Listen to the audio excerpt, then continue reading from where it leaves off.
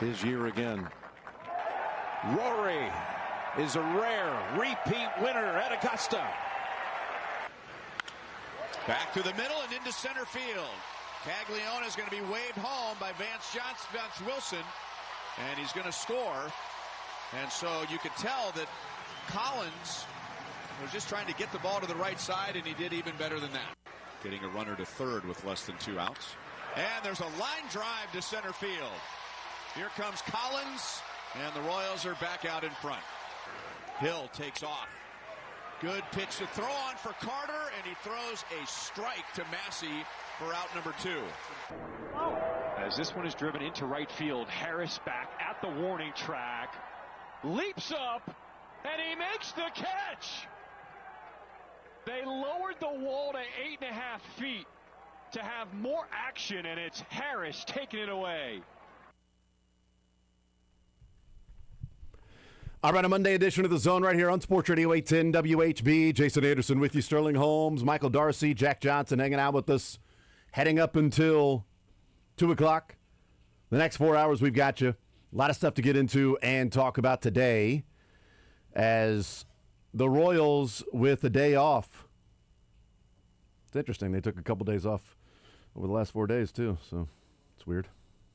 But they've got an actual day off today, so that's fun. Good for them. We'll talk some Royals today, whether you like it or not. We'll talk some golf today.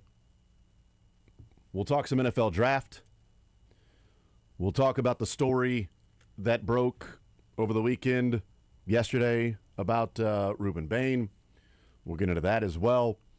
College basketball coaches are really upset that players are now doing what they've been doing for years and years and years and years and years, and it's really bothering them that the players are now doing what their tactic has been.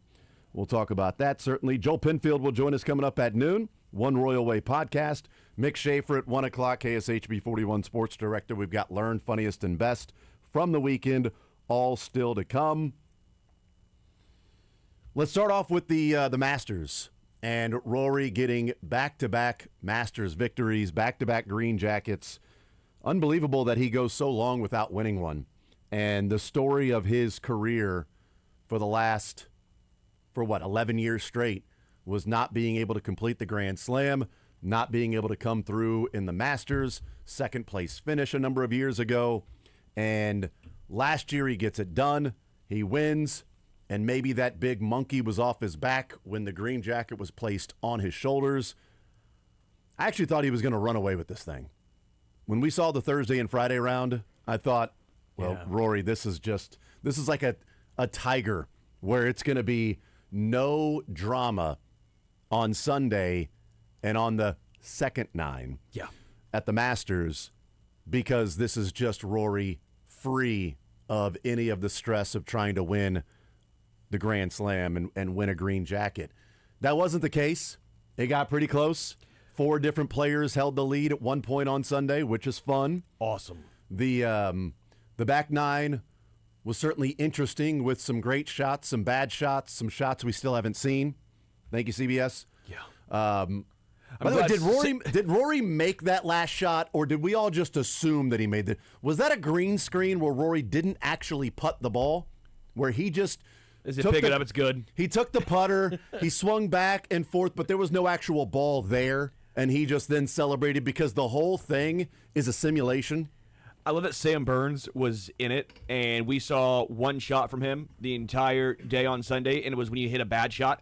I'm like, This dude at one point was tied for second place, and we never saw a shot until he hit a bad shot. There were times where I wondered if Scheffler was even playing, and he's one of the best he's the best in the world, and it's like, we haven't seen Scheffler's shot in a little bit. Like, okay, so now we're going back on a taped Scheffler. We can't watch a Scheffler shot live. Erroneous. It was absurd. Like, what are we doing here? CBS usually kills it. The Masters CBS is usually really good, which I think is why this one stands out so much. Yes, correct. Is because they're usually so good. And we miss both approaches on 18 in the final round. We miss what on 16? Is it 14, 15? I think it might have been 15, where Rory shot and they just show the fairway and nobody's talking and then you hear one of the announcers go, and then they cut to something because we never saw the ball. Yeah. We never actually saw where it landed. It happened so often yesterday. That 18, we had no idea who was in the bunker. Right. Was the Rory announcers in the didn't. bunker? Then they wondered whose ball it was. I'm like, is that Rory in the bunker or is that Cam Young in the bunker? When even the announcers are wondering whose golf ball is in the bunker. Which I know was hard from where Rory was hitting out of. He was hitting out of the trees because he hit a Wyndham Clark little swipey fade slice into the trees. Yeah. By the way, I do think Rory gave himself, not just on Sunday, but I think on Saturday was the day I actually had the most issue with Rory. You know when teams in like basketball do this, to when they get a big lead, and then it feels like they almost take their foot off and they try and hold it, and then teams come back late because they're like, let's just get the shot, let's get the clock out, let's run the clock out. Yep. I thought Rory on Saturday, scoring conditions were good, and he was very, I thought, too laissez-faire. I'm like, play how you played your first 2 rounds. First 2 rounds, you're incredible. You're in the driver's seat. And it felt like you tried to run the clock out. Yeah. And then all of a sudden, Sunday rolls around, and now things get a little tight. Yeah. And he's lucky. He had a 2-shot lead. Lucky's not the right word because he earned that 2-shot lead. But he's also fortunate some shots didn't go in by others. Like Scheffler had a couple of different putts slip out. And Scheffler on 17, that putt missed by an inch. Now, again, everyone had putts missed by an inch. Rory 3-putted from 5 feet early in the round, so you can always make the case. That's true. But again, Scotty's will stand out because he had a really nice end to his round. Colin Morikawa did as well. Which good for him fighting through that injury. I told you before that if I played in that damned Masters pool that I was going to pick Morikawa, and you were like, stay away from him with the back. I'm like, I know he's got the back injuries, but he's playing some of the best golf heading into this. I couldn't believe he played all 4 rounds. I was shocked. I thought for sure we'd get a withdrawal, but he was playing well enough. I think at that point you're gonna fight through. Man. Justin Rose collapsed a little bit. I thought ever since he had that heel drive, I forget what hole it was, maybe 14, 15, 13, 12, whatever it was. I forget when it was, but he had that Healy drive, followed up by almost a toe hook iron shot into the green. Hit a really good approach shot, or a wedge that I thought he thought he made, which would have been an insane birdie. Yeah. And then from then, it just felt like he was not flushing the ball. He was in his head a little bit. I thought, honestly, the guy who had the best chance was Russell Henley. Russell Henley had so many birdie putts. That final 9, he probably had 5 or 6 birdie putts in a row and just could not get any to fall. And he had a really good front 9 where I think he was 4 under in the front 9, put himself in contention. And then that final 9, I thought Henley was going to put himself right there and could never get a putt to fall. Once that happened, it really was between Rory not messing up because Cam Young was having his own struggles. And Rory tried. Yeah. That one, and when he nearly put it back in the water, that wedge into, was that 15? I think it was 15. His third shot in, where if he was a foot shorter, that ball's rolling back into Ray's creek. And he's already kind of a short individual anyway. So I mean, if he long was off the tee. Yeah, if he was a shorter player, that'd be difficult. I've wondered this about Rory because Tiger, when he was playing, it was pretty obvious you were either Tiger or you weren't Tiger. There was no real in between on him. There wasn't anybody that was like, you know what, I'm kind of indifferent on Tiger. It was like, I love Tiger, or let's go Phil. Yeah. Anybody but Tiger. A, B, T. I don't care who wins as long as it's not Tiger. I was clearly Team Tiger and dominate the field and watching greatness and everything. Rory, it's interesting because I feel like his popularity has sort of swung back and forth. I'm not a fan personally. That's what I find to be the higher percentage. The majority of is like, I'm not really a fan of Rory. I don't hate it. I mean, I found myself being a fan of Rory. I hate when he doesn't play well, then all of a sudden he's just going to skip the post-game stuff the post-round stuff, and I totally understand that. And others that may, take issue with him sort of carrying the water for the PGA and going after, live golfers and I'm actually cool with things like some that. of that stuff. Right, but I think there's that causes some divisiveness with his popularity / Q rating.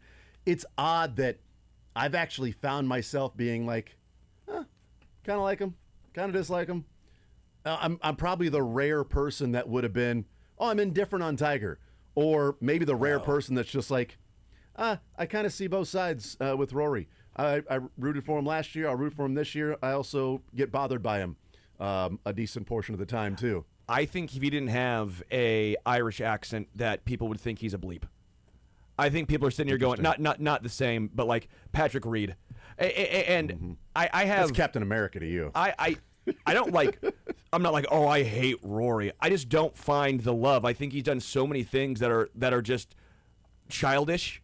And I do think, I'm not kidding, I think the accent and the fact he's from Ireland and he plays into it gives him some sort of leeway. I'm fine with him. It's cool he went back-to-back, especially after getting the monkey off his back. I think that's pretty cool. But I'm also going to root for Americans. I also find I find it a little funny that most sports, we're sitting here and like, I'm rooting for Scotty. I'm rooting for Russell Henley. I'm rooting for Cam Young. I want to see the Americans win, especially here in Georgia. I want to see the Americans pull through.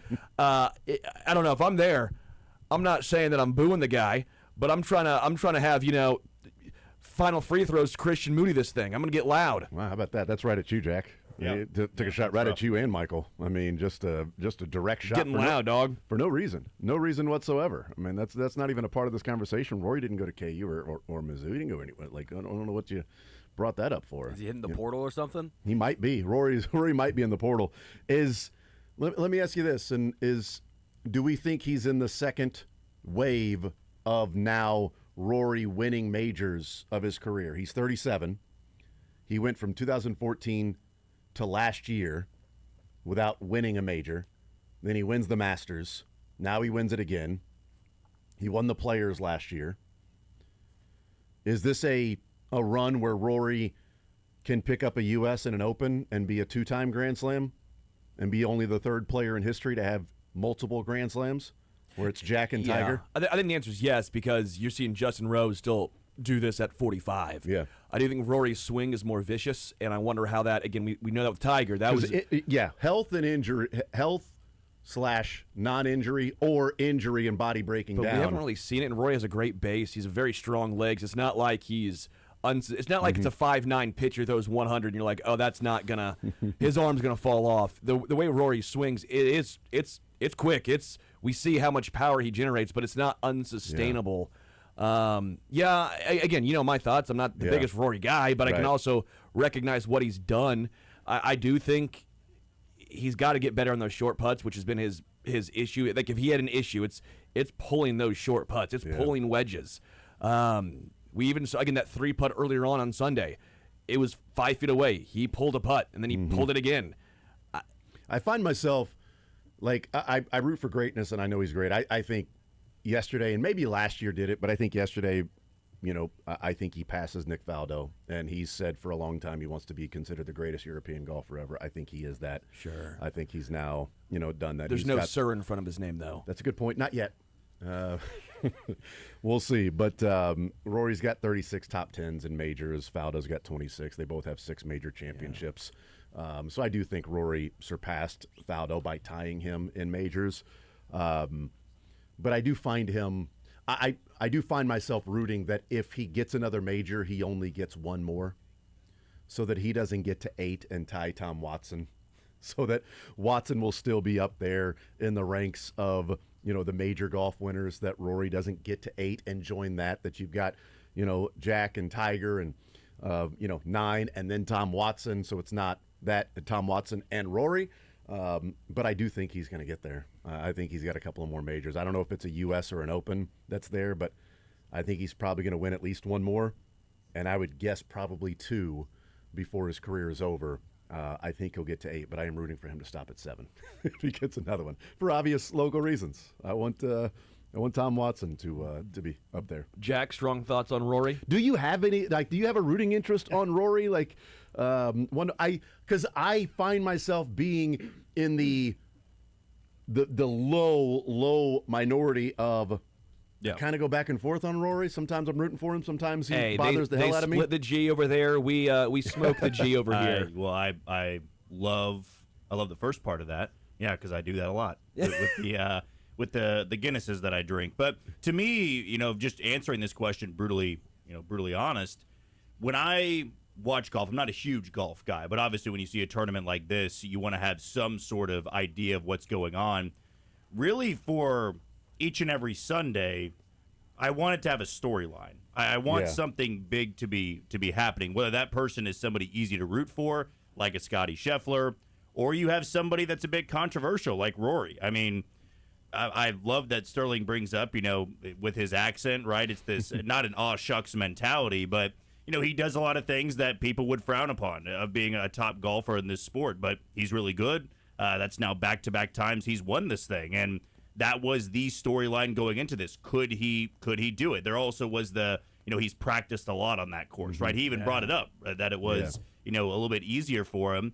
That's what golf needs. Golf needs storylines. They need villains. They need heroes. They need, people to be invested like me, who are not, into it 100%, where each and every person, each and everything that's happening. You want to have Sundays like this where, why do I turn on the TV? Well, there's something going on that's historic, or there's people that you can recognize. I know who Rory McIlroy is. I know who Scotty Scheffler is. I knew who was in the top 5 there. Therefore, I have some more interest in watching this thing. And, it's not the old days of Tiger Woods where, as you said, it was Tiger or it was the field. And more often than not, it was Tiger. I'm not sure we'll ever get that again in golf, because that was where you captivated the world. Yeah.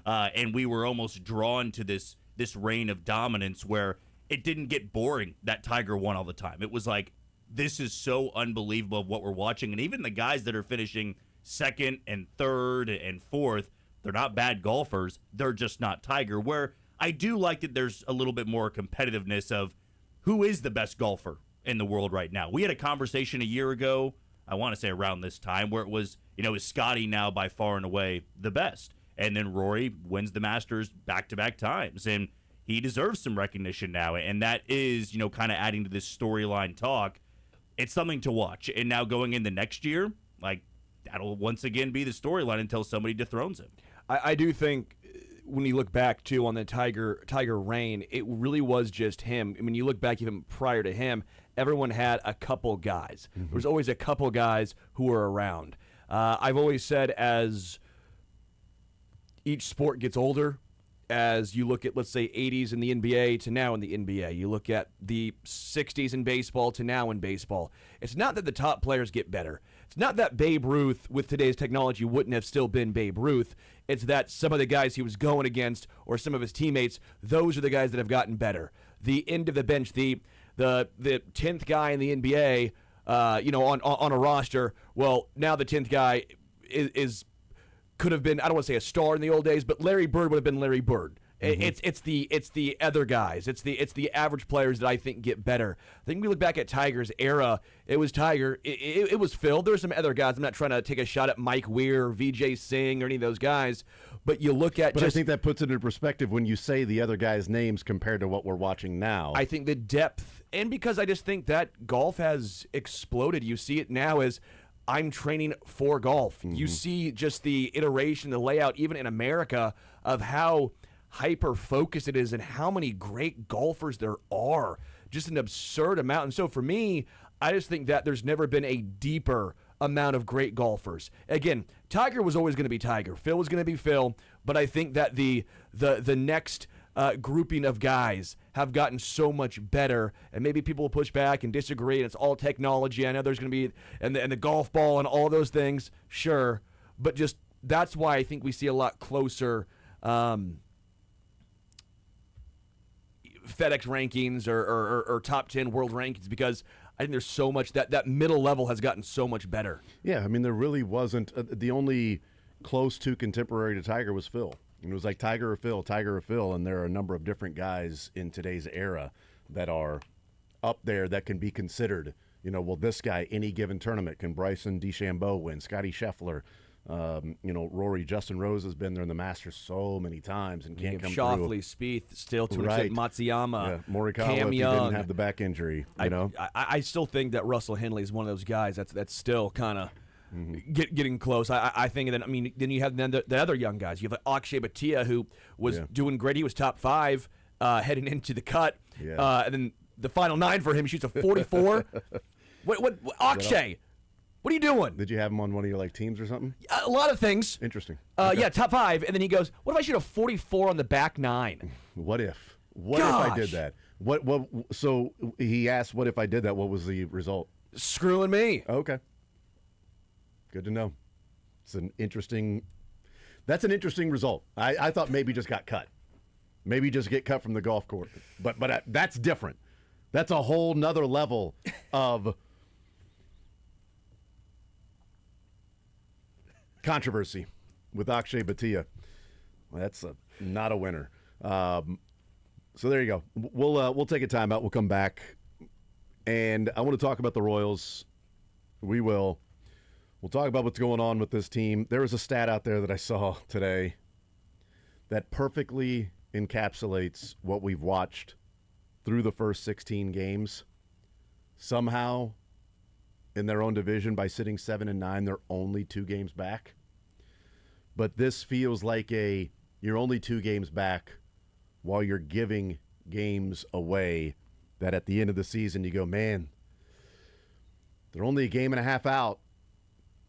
Really like to have that series earlier in the season now against the White Sox. Or, boy, you'd really like to have that pitching that you had game after game after game that you had early in the year. That would be nice. And that hopefully that is not the conversation. We'll take a time out. We'll talk about and discuss and get into one of the crazier stats that perfectly encapsulates what the issue has been this year for the Royals. We'll continue with more Zone next.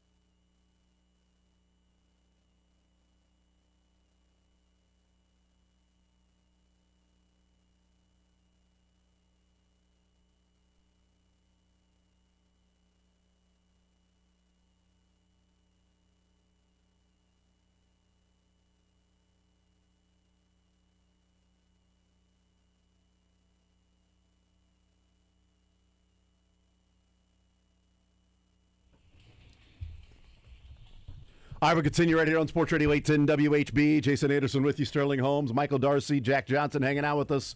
We head up until 2 o'clock. Joel Penfield will join us at noon. Mick Schaefer at 1 o'clock. The Royals split with the White Sox, and it's as disappointing of a split in a 4-game series as you can get. They've had a couple of opportunities now to win a series in that final game, and they have lost those games to the Guardians and now to the White Sox, and many opportunities. And I would say as frustrating of a game, like, I don't know what's more frustrating watching with the Royals so far. There's like losing 2-0 when it's just like, this is annoying, or losing in the way they did yesterday and giving up the early runs, getting them back, taking the lead, then the tie, then the wild pitch. Dude. Then unable to get anything going after that in the last couple of innings. Just bat at bat after bat at bat. Do wild pitches frustrate you as much as it does me in Major League Baseball? Like, we're not playing, 10U. Yeah.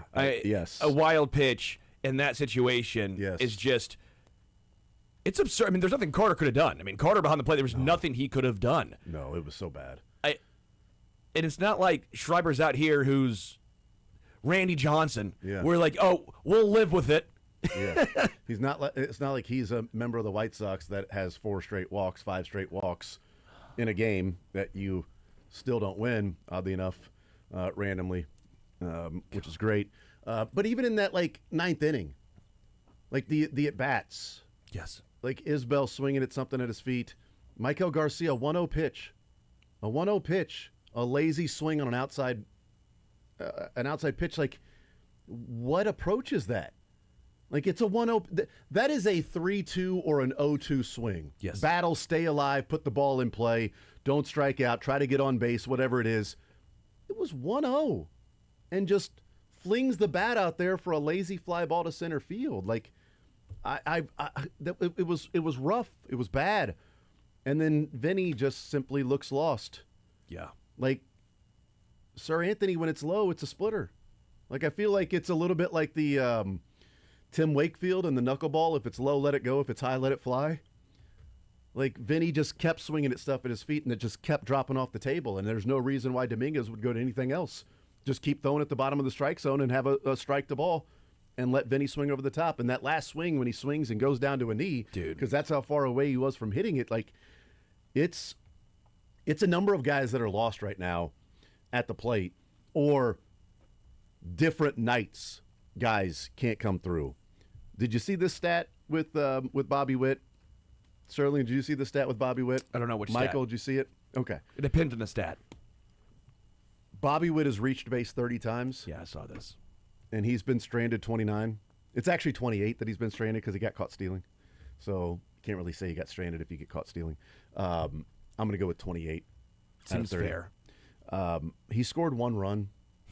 He's gotten on base 30 times, and he scored 1 run this year. If that isn't the greatest indication of, you don't even have to tell me what the Royals' record is. If you said 16 games in, Bobby has reached base 30 times. He has scored 1 run, and he has been stranded 28 times on base. I'd tell you, oh my God, I don't know that I would go 7-9, because I probably wouldn't have counted on the bottom part of the order swinging the bats the way they did earlier in the season. Well, Vinny has no home runs. Jack has no home runs. Bobby Witt has no home runs. Salvi has 2. He had the 2 early and there ones. are 2 solos. Yep. I mean, it's a bad baseball team right now. They're not a bad team. Like, you look at the guys. Bad offense. It's a bad thank you. It's a bad offense right now. And the frustrating part is the same conversation. It's the guys that you were counting on. It's the dudes that you were. Michael Garcia's done. It's still going to take time. Yeah. Garcia's done his job. He's been really good this year. Vinny has been borderline unplayable this year.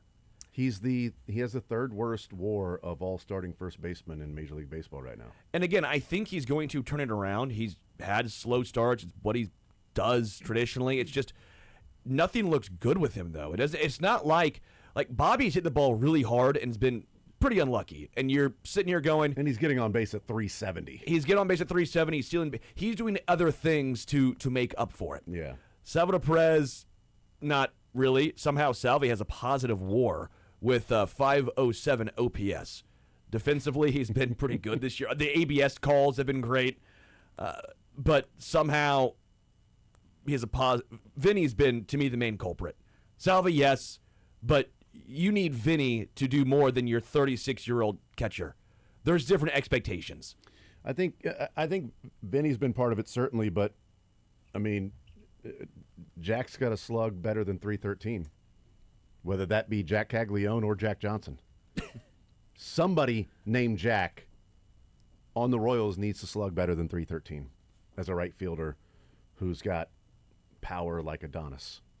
It's 4 doubles and some rough at bats. He's getting on base at 315. Like, I'll take it right now. If you say all season he gets on base at 315, but I would guess getting on base at 315 means he's having some good at bats. He's working into better hitting counts, better offensive approaches.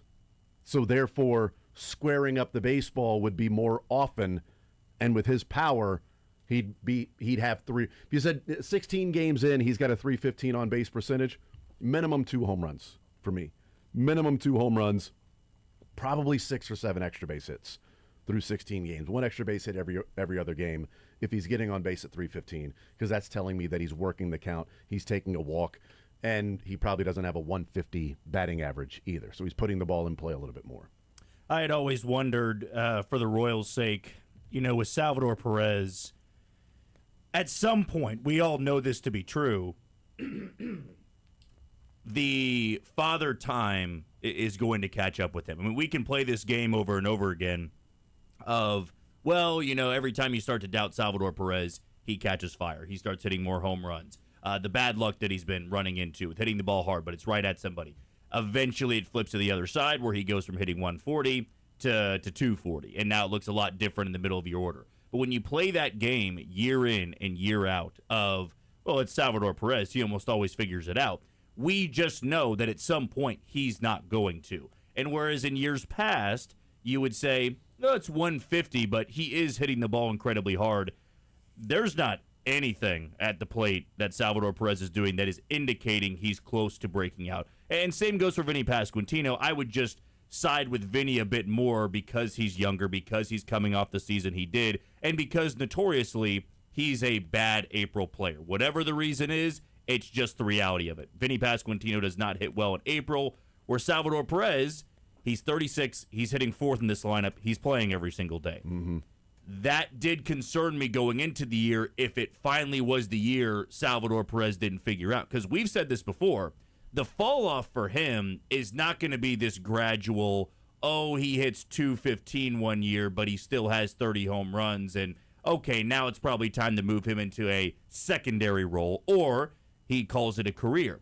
The fall off was always going to be 30 home run season to you can barely put him in the lineup anymore. I mean, every time that he's coming to the plate, you just don't have the confidence he's going to do something. If it's first and second, nobody out, right now the expectation is he's grounding into a double play. Yep. Because he swings at so many pitches out of the zone, and pitchers have known that for years.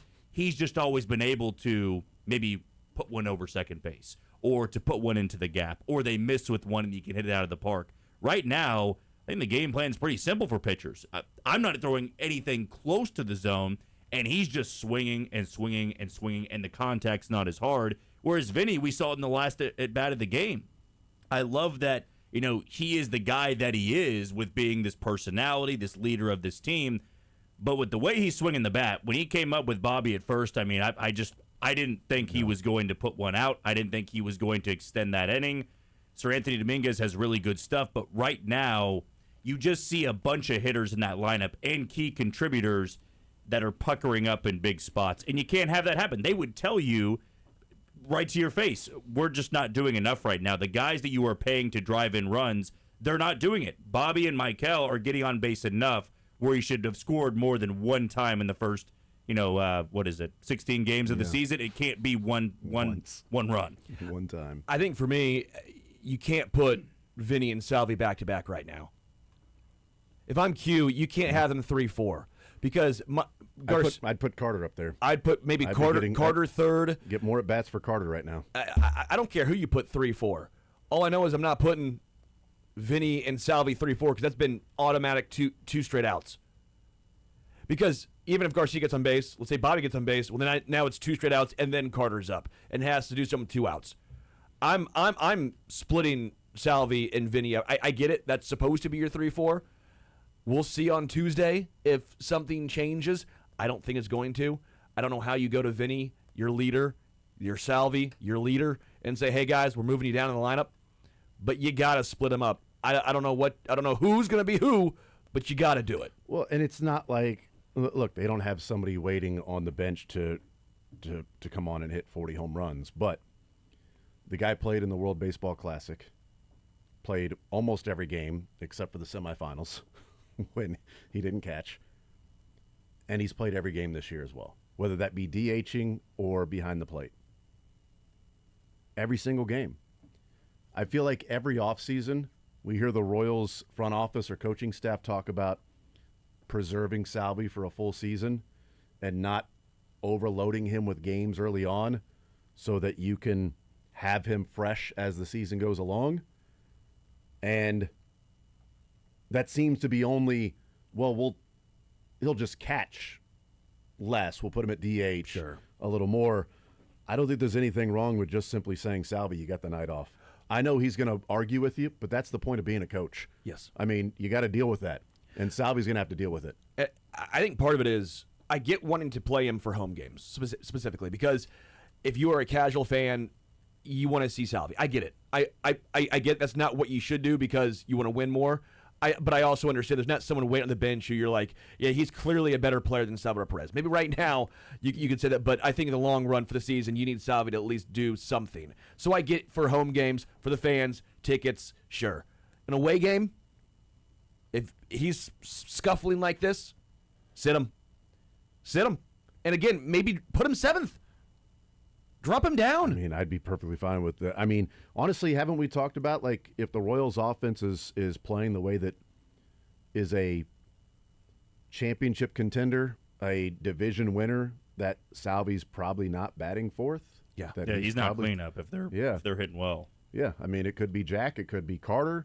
It wouldn't be Salvi batting 4th and just every day in the lineup 1, 2, 3, 4 is going to remain the exact same, and eventually, like, some move is going to have to be made. Either the players figure it out on their own, or Q tries to adjust, because continuing just to go out with the same lineup every single day, and it's like, well, if Noah Cameron didn't struggle, they might have won. They scored 5 runs. Yeah, they didn't go out and score 9 and lose 10-9. They scored 5. And that's part of the issue, was that scoring 5 felt like an offensive outburst. It's like, wow, you scored 5 runs. You can't lose that game when you score 5 runs. Teams lose games all the time scoring 5 runs. You lost giving up 2 earlier in the series, so maybe pick up the slack here. Yes. You scored 9 in a 4-game series against the White Sox. The White Sox. You scored 9 runs in a not 3, not a 2-gamer, a 4-game series. I'd like him to score 9 in a 1-game series, this year. But I don't know what the answer is.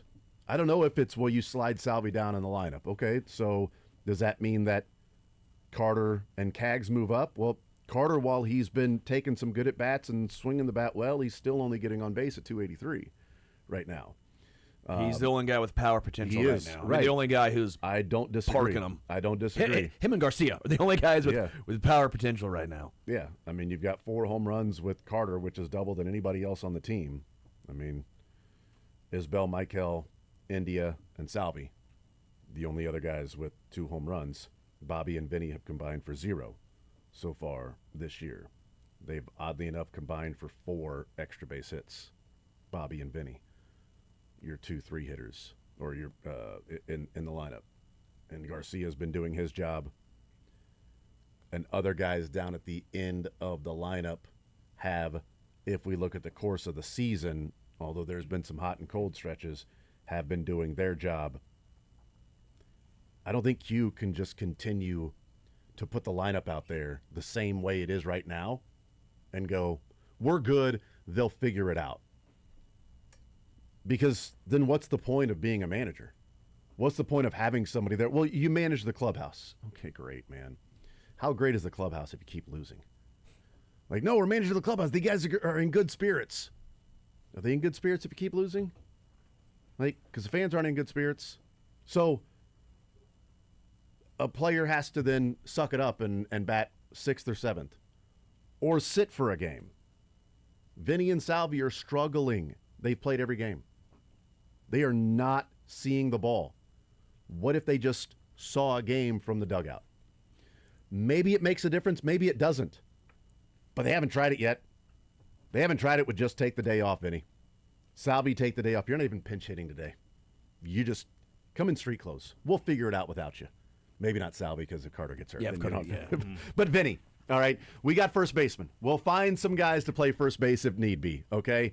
We'll have some guys. Salvi Crush can play 12 Peronis, and we'll do something. Salvi can play first. Jack can play first. We can put, other people at first base.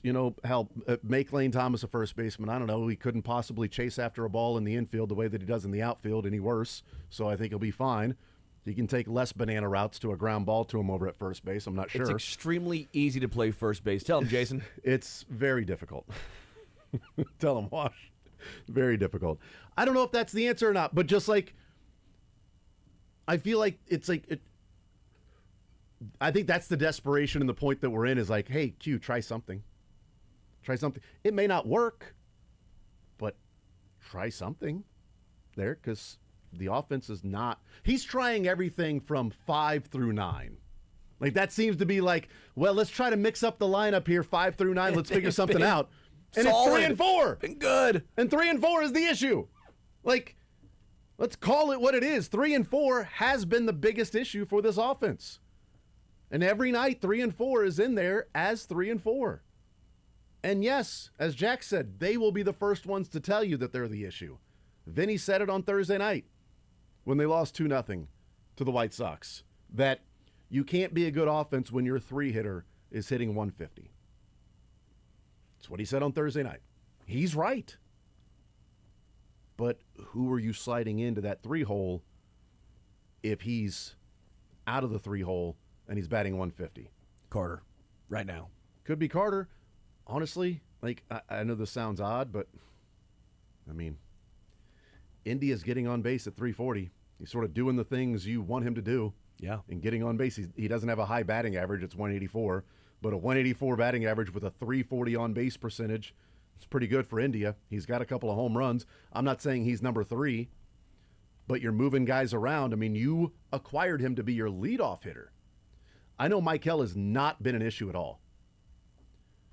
But if it helps the offense, would it be the worst thing to say, hey, Jonathan, we're going to put you at leadoff ahead of Bobby? And therefore, if Bobby gets on, Michael's now batting 3rd. And so we can drive some more guys in, and he's going to be the number 3 hitter. Michael, I know you want to lead off, but right now we got to get this offense going. Garcia's tied for the lead in RBIs as the leadoff hitter. That's always what you want, Yeah. your leadoff hitter to be tied in RBIs for your team. But that's the point is guys are getting on in front of him, and he's driving them in. India's been, India's got 8 RBIs, tied with Michael Garcia. So he's doing the same thing. Now 4 of those came on one swing with India. 5 in one game. 4 came on one swing, 5 in one game. Totally understand it. But still, somebody has to swing and connect there. So, Jack, would it be panicking or Q saying, well, this isn't working, so now we got to do something and really upsetting the apple cart in the clubhouse of saying, okay, well, I know I told you guys just process, but now we're going to switch everything up. If you throw Indy the leadoff hitter, Michael at 3rd, and slide Vinny and Salvi down, and maybe Vinny batted 7th on opening day. It ain't like he's going to be offended by not batting 3rd. Okay, you went up against Chris Sale and you said, Vinny, I don't really trust you all that much against Chris Sale, so we don't need you batting in the 1st inning. We don't need you batting in the 2nd inning if Sale goes 1, 2, 3 back-to-back innings. You're going to bat lower in the lineup. Okay, Vinny and Salvi, we're going to slide you down in the lineup. We're going to move Indy up to 1. Michael's going to be 3. We'll slide Carter up to 4. We'll do some other things with guys that are hitting to get the offense jump-started. And if Vinny and Salvi start hitting, oh, my God, now the lineup is elongated, and we can approach going back to the way that it was. As fans in stretches like this, whether they are to begin the season or they're in July or August, we like to think that lineup construction, is going to be the solution, right? If we were to say, hey, you take Vinny and Salvi out of 3-4, or you bench them for a series, well, snap of the fingers, now it's going to work. In fact, I would go as far to say this. That wouldn't be the best thing, because they know Vinny and Salvi have to be in the lineup every single day to be a good offense, right? You can't bench Vinny and Salvi or hit him 7th and 8th, and then all of a sudden the offense is going to look great. I think what we're going to see is not any panic from this coaching staff and really the players, because really what's so tough about this is it is 16 games. It's also the only 16 games we have to go off of. You take this stretch and you throw it in June, we don't really recognize it because we've got all these games before that and all these games that are going to be happening after that. But most managers and most teams don't shake up the lineup in the first 20 games of the season. What they would rather hope for is, the off day, everybody gets reset, you go into Detroit, and now Vinny's got this 3-for-4 night, and he's got some confidence going. We've seen that in his career pretty much every single time, where when he's slumping, it takes one game for him to break out of it, and then he starts hitting more like Vinny Pasquantino. I've already said this before. I am concerned about Salvador Perez because it's just the age factor here. At some point, a 36-year-old catcher that refuses to walk, that swings at everything, is going to be exploited, and you cannot hit that in the cleanup spot. The problem is, other than Carter Jensen, there's not that easy solution of we'll just move somebody into the cleanup spot. They need either Carter to continue hitting with this power or Jack Caglione to turn into that power bat where it's a no-brainer. Hey, we can hit Vinny 3 and Jack 4 and maybe Carter 5. I know that's 3 lefties in a row, but it's also 3 really good hitters. That's what you probably want to see, where you can move Salvi into the 7 or the 8 spot, and whatever he gives you down there, that's fine with me. If you are going to change the lineup, one outside-the-box thought that I had was I'd put Isaac Collins 3, not because he's tearing the cover off the ball, but because you get the switch hitter look from the 3 hole. You can move Vinny down in the 4 hole. You've got, Michael and Bobby to lead off the game. And then if they do get on first and second, you've got somebody that has really good bat control of, does he lay one down? He's got that ability. If you're struggling to score and you want to move 2 guys over, I think Collins can do that from the left or the right side. We've seen him hit the ball really hard before, so he's got some of that gap power and also can leave the yard a time or two. And maybe the best thing that I would look at here, he's not really a double play candidate. He can move a little bit, where we've seen so often those rally killers of having back-to-back base cloggers of, you've got 2 guys with speed on, and now Vinny with him struggling, dribbler over to second, first and second, or goes to second for 1, on to first for 2. Now runner at third, 2 outs. Salvi's not hitting, and he's out, and then the inning's done. I don't know. I mean, that they need somebody off the bench. I mean, Starling Marte, tomorrow I'd give him the start over Salvador Perez at DH, just because I'd say let's take a breather here. Will I actually think that's going to happen? Probably not, because they have the off day, and it is Salvador Perez. But yeah, you also can't, to go against my point, to play devil's advocate, you can't just roll through April going, it's 16 games, it's 25 games, it's 30 games, it's not even halfway through our season, because burying yourself in April is the last thing you want to do in a division as winnable as this. Because, yeah, we can say the season's not won in April, but you also can jumpstart your season in April where you're 5 to 6 games over 500. Now you're rolling. Right now, I mean, there should be no confidence that they're going to be 5 games over 500. First things first, they got to get the offense going, because we know that the pendulum's going to swing the other way with the pitching staff. They're not going to be able to shut out a team twice in one series, right? They're going to have some off days like Noah Cameron did yesterday, and you need the offense to pick you up. Yesterday, that was a game the offense kind of picked him up, but yet again, the bullpen let him down. So really, they're not really connected on. I think to win a lot of games, you need 2 of your 3 areas to be connected. Offense and rotation, you win a lot of games. Pitching and bullpen, you can still win a chunk of games. Offense and bullpen, it's a little bit tougher, but you can still win a lot of games. Right now, they usually have one thing going, and when you only have 1 of the 3 going, you're going to be 7-9 through 16 games. We'll take a time out, come back, wrap up this hour. We'll continue talking some Royals about what we've seen so far And then we'll get into the latest with what we heard yesterday from the news out of Miami with Ruben Bain. More Zone coming up next.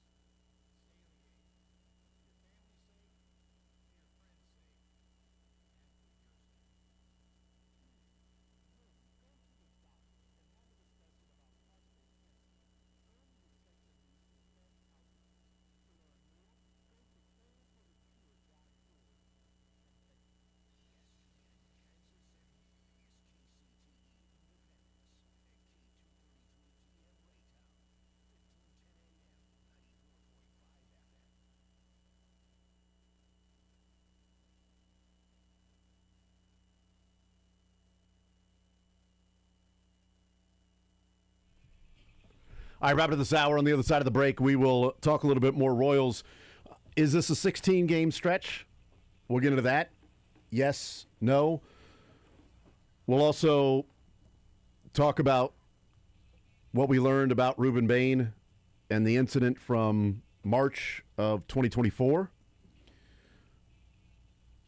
What the original report has with unnamed executives or coaches or whoever with NFL teams, what they are saying, what that may mean. And we'll talk some college basketball as Jeff Goodman, tweeting from a high major Division I coach that's frustrated with making stuff up. More Zone next.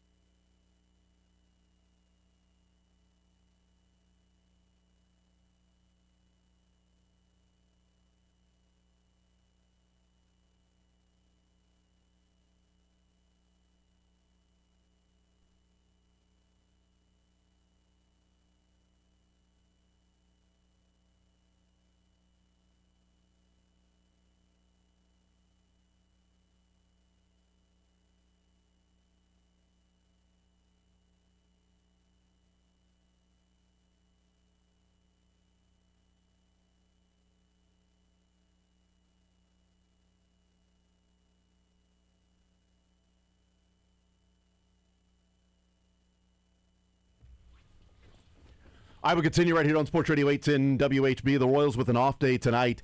Then they get set for a 6-game road trip at Detroit, at New York, 3 apiece, before returning home against the Baltimore Orioles. I wanted to talk a little bit about this, and then we'll get into Ruben Bain and some draft and some NFL stuff. But, Jack, you were saying at the end of the last hour, and we went to break, but I wanted to expand on it a little bit because I want to compare it to the Chiefs' offense and running game in that throughout the 2025 season, as we were watching the offense struggle, and especially the running game, like it felt like it wasn't this is a year that is in a vacuum, that it's an outlier from the years past. Like the offensive inefficiencies had carried over from 2024 in that season, and especially the running game. And we chalked it up to Pacheco's injury, right? Kareem Hunt isn't as explosive, but what are you going to do? You lose your starting running back, you lose your tackle, you lose your wide receiver. Like, how are you going to be a good offense if your tackle, wide receiver, and running back are all either injured or benched, right? That first game of the season, you had Pacheco and Kingsley and Rashee Rice. And then by week 5, you've got Wanya, Rice is out, Pacheco's out. So we sort of chalked it up to that. And then we find out as the season started last year with the struggles of the running game. And I think part of the frustration was it felt like it was a continuation and a carryover from the year before, that the Chiefs and Andy Reid's strategy was Pacheco will be fine, and that will help the running game. And so while I agree, like in a vacuum, this is 16 games, I guess my frustration is, doesn't this feel like a carryover from some of the same frustrations a year ago? And the hope was that Jack would get better, Carter would help, India would look more like India, and that will make the offense, and Collins in there will make the offense better. And what's odd is, outside of Jack, those other things, and even Jack getting better in terms of on-base percentage, like those other things have actually happened, but the offense is struggling. And so now I go back and forth of like, this feels like it's a carryover from a year ago with the offense struggling. So it doesn't feel like it's just 16 games. It feels like the same conversation of a year ago, while also Jack being different in that the conversation a year ago was, oh my God, the lineup is terrible after 4. You can't find anybody to be consistent after 4. Leadoff hitter sucks. All you really have is 2, 3, 4, and that's it. And now it's like, hey, guys are actually doing the things the Chiefs or the Royals had hoped, but the offense still looks bad. So it's a carryover in the frustration, but maybe a different frustration now this year in how the offense is not coming through. Well, I had said going into the season that the only group that didn't really have the luxury of this slow start in terms of the fans' perspective is the offense. Mm-hmm. Like, you did not land the big bat that we talked about all off season long, a Jaron Duran, a Brendan Donovan, a Taylor Ward. Not saying those guys are playing much better other than Brendan Donovan, but your big bat was Isaac Collins. And then you added a couple of bench bats in Starling Marte and Lane Thomas. Both so far, I mean, Marte's had 2 games with 6 at-bats. Lane Thomas has not looked good in the sample size that he's had. But I would say this, that in comparison to last year, to me it felt a little bit more hopeless because a lot of the guys you were counting on to turn it around just weren't really good players. Like Hunter Renfroe was never going to be good last year. MJ Melendez was never going to be good. This year, if you did want to be an optimist, it's like we can maybe count on Carter Jensen and Jack Caglione based on their prospect profile, based on some of the advanced data you see, that eventually they're going to be league average bats. Isaac Collins may be the same thing. Is Vinny Pasquantino going to be a 150 hitter? Likely not, right? He's going to be somebody that can still drive in anywhere from 100 to 110. But you also can't keep going through this stretch of games. You don't want to look up and all of a sudden you're 9-20 and the offense isn't turning it around, and then now all of a sudden they catch fire, but you're 11 games under 500. This is a team that talked about, our goal is to win the division. Our goal is to make a deep run into October, and teams that make a deep run into October, they don't perform like this offensively. And the way I see it, you want to get to the deadline in a playoff spot, and then you want to bolster this offense, because kind of falling back on the, well, we trust our guys, you know, these guys are going to develop, they're going to be great. That's fine to do, but you also need to have more sure things than you do have right now. There's not a lot of sure things in this Royals lineup outside of, let's just be real, of the first 16 games. Garcia and Bobby Witt Jr. Those are the only guys that you could say right now, and even Bobby's not performing at the level that we expect him to, that you kind of have that confidence when they come to the plate, they're going to do something positive. As for the rest of the lineup, I mean, Kyle Isbell has looked good early on. He's also now, 0 for his last 7 or 8. He's kind of coming back down to earth a little bit. You need these other guys to step up. And really, the offense is going to turn things around when your 3 and 4 hitters aren't performing the way they do. That's natural, right? Jack Caglione and Carter Jensen, they can take a deep breath knowing, hey, Salvi and Vinny are still hitting. Therefore, what we provide should be good enough. The last thing you want to do to the bottom of the order is say, you guys need to come through right now because we're not driving the bus up top. I mean, Garcia's getting on. Bobby's not really hitting for much power, and Vinny and Salvi are performing worse than anybody in the starting 9.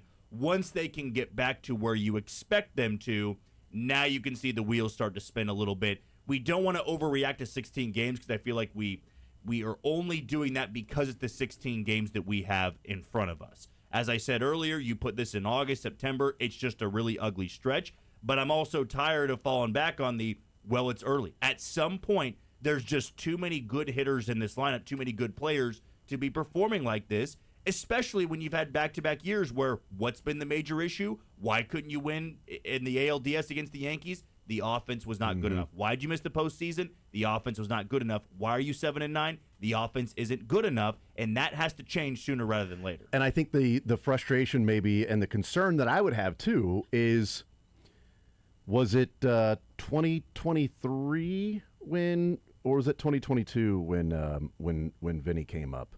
2022. 2022. So in 2022, the struggles that were happening, you're like, you know what? There's this guy, Vinny Pasquantino, down in the minors that is ripping the cover off the ball that can be a difference maker at the big leagues. And then in 2024, it's like there's this guy that you drafted, and then last year, Jack is going to make a difference. Once he comes up and starts playing this season, you made the postseason last year, and now if you add this bat to this lineup, it's what's missing is that power.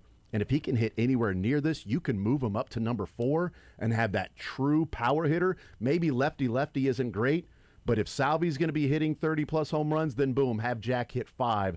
And now you got Vinny lefty, Jack, or Salvi righty, Jack lefty, and a 3-4-5 of Vinny, Salvi, Jack. There's a guy waiting right there to make a difference in the lineup, to elongate the lineup.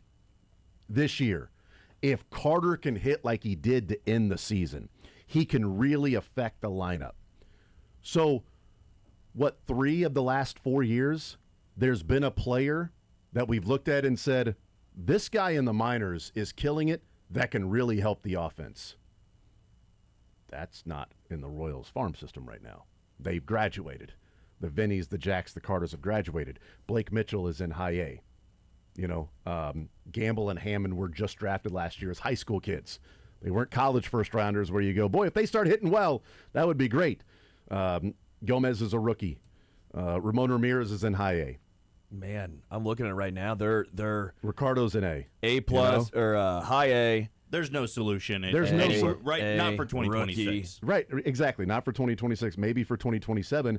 And that's the concern. And that's where maybe, looking back, hindsight being 2020, would it have been worth it if you say, okay, what was it going to take to get Brendan Donovan? Was it going to take Churio? Was it going to take Shields? Was it going to take both? I mean, you start to get into some tall cotton if you're talking about trading those guys.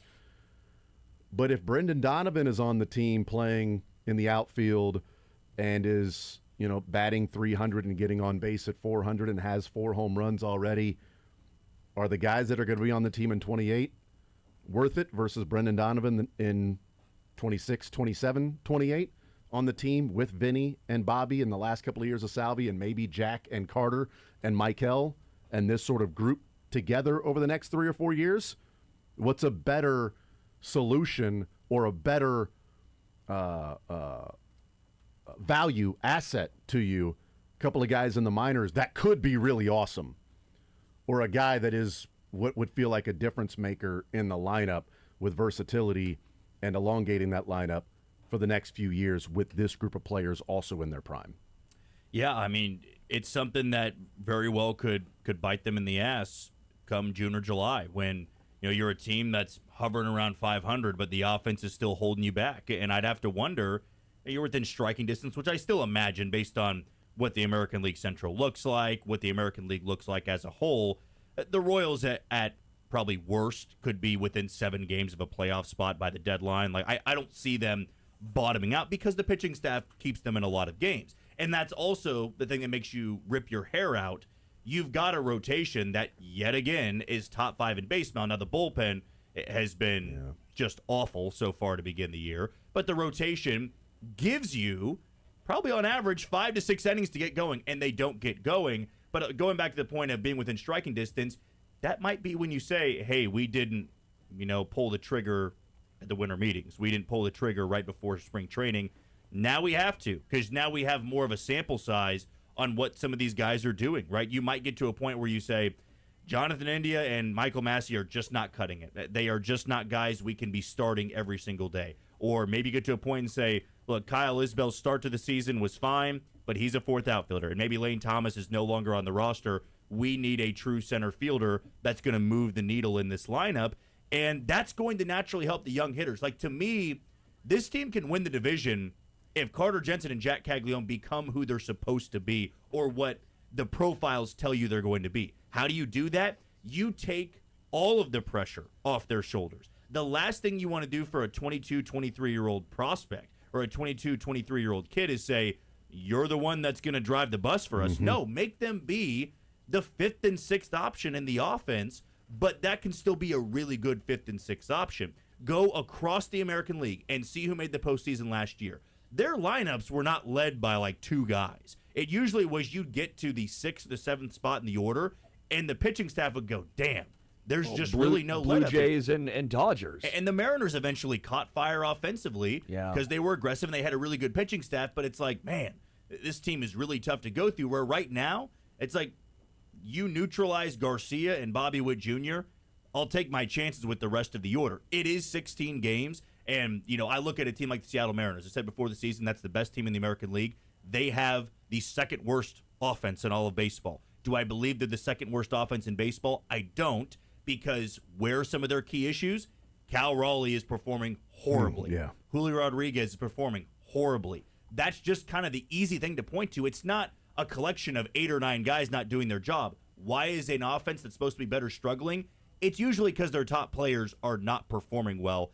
That's the reason with the Royals right now. When you see these other guys play well, that's naturally going to bleed into the other parts of this order, where I have to imagine Carter Jensen and Jack and India and Collins and Isbell, those guys feel a little bit more pressure because they gets their spot in the 7th inning when it's 2-1 or 2-0 or 1-0, and they have to get on base. They have to drive in the runs, because you've got your 3 and 4 hitter that are hitting a combined 300, which is absolutely unplayable, whether it's 16 games in or 160 games in. So, Jason, you brought up a very good point. Thanks. We'll take a timeout. We'll come back. In previous iterations of seasons, it was, there's a guy in the minors who's crushing. There's a guy who was a high prospect, and we know he's going to be a dude. Do you guys want to take a guess of the Royals' top 30 prospects? Who is the closest to the majors? Who's at least in Double-A? Is it Gavin Cross? It's Gavin Cross. There's only one guy, and he's in Triple-A. Gavin Cross ranked 27th in the Royals farm system. And you want to take a guess what he's OPS in this year? Yeah, I bet it's not under great. 500. OPSing, I'll say 520. I'll say 420.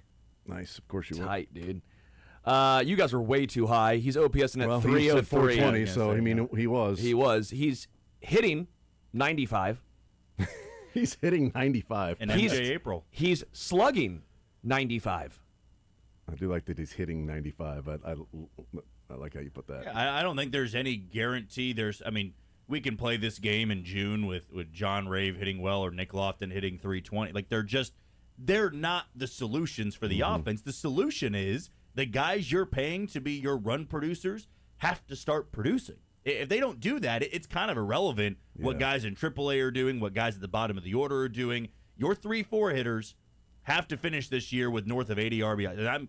It might be Salvador Perez, but he might go down to the 7-hole or the 8-hole. Therefore, that means Carter or Jack has to be an 80 RBI guy. Vinny was a 100 RBI guy, and the offense was brutal last year. So if Vinny's only an 80 RBI guy, then that's a lot of picking up the slack by everybody else.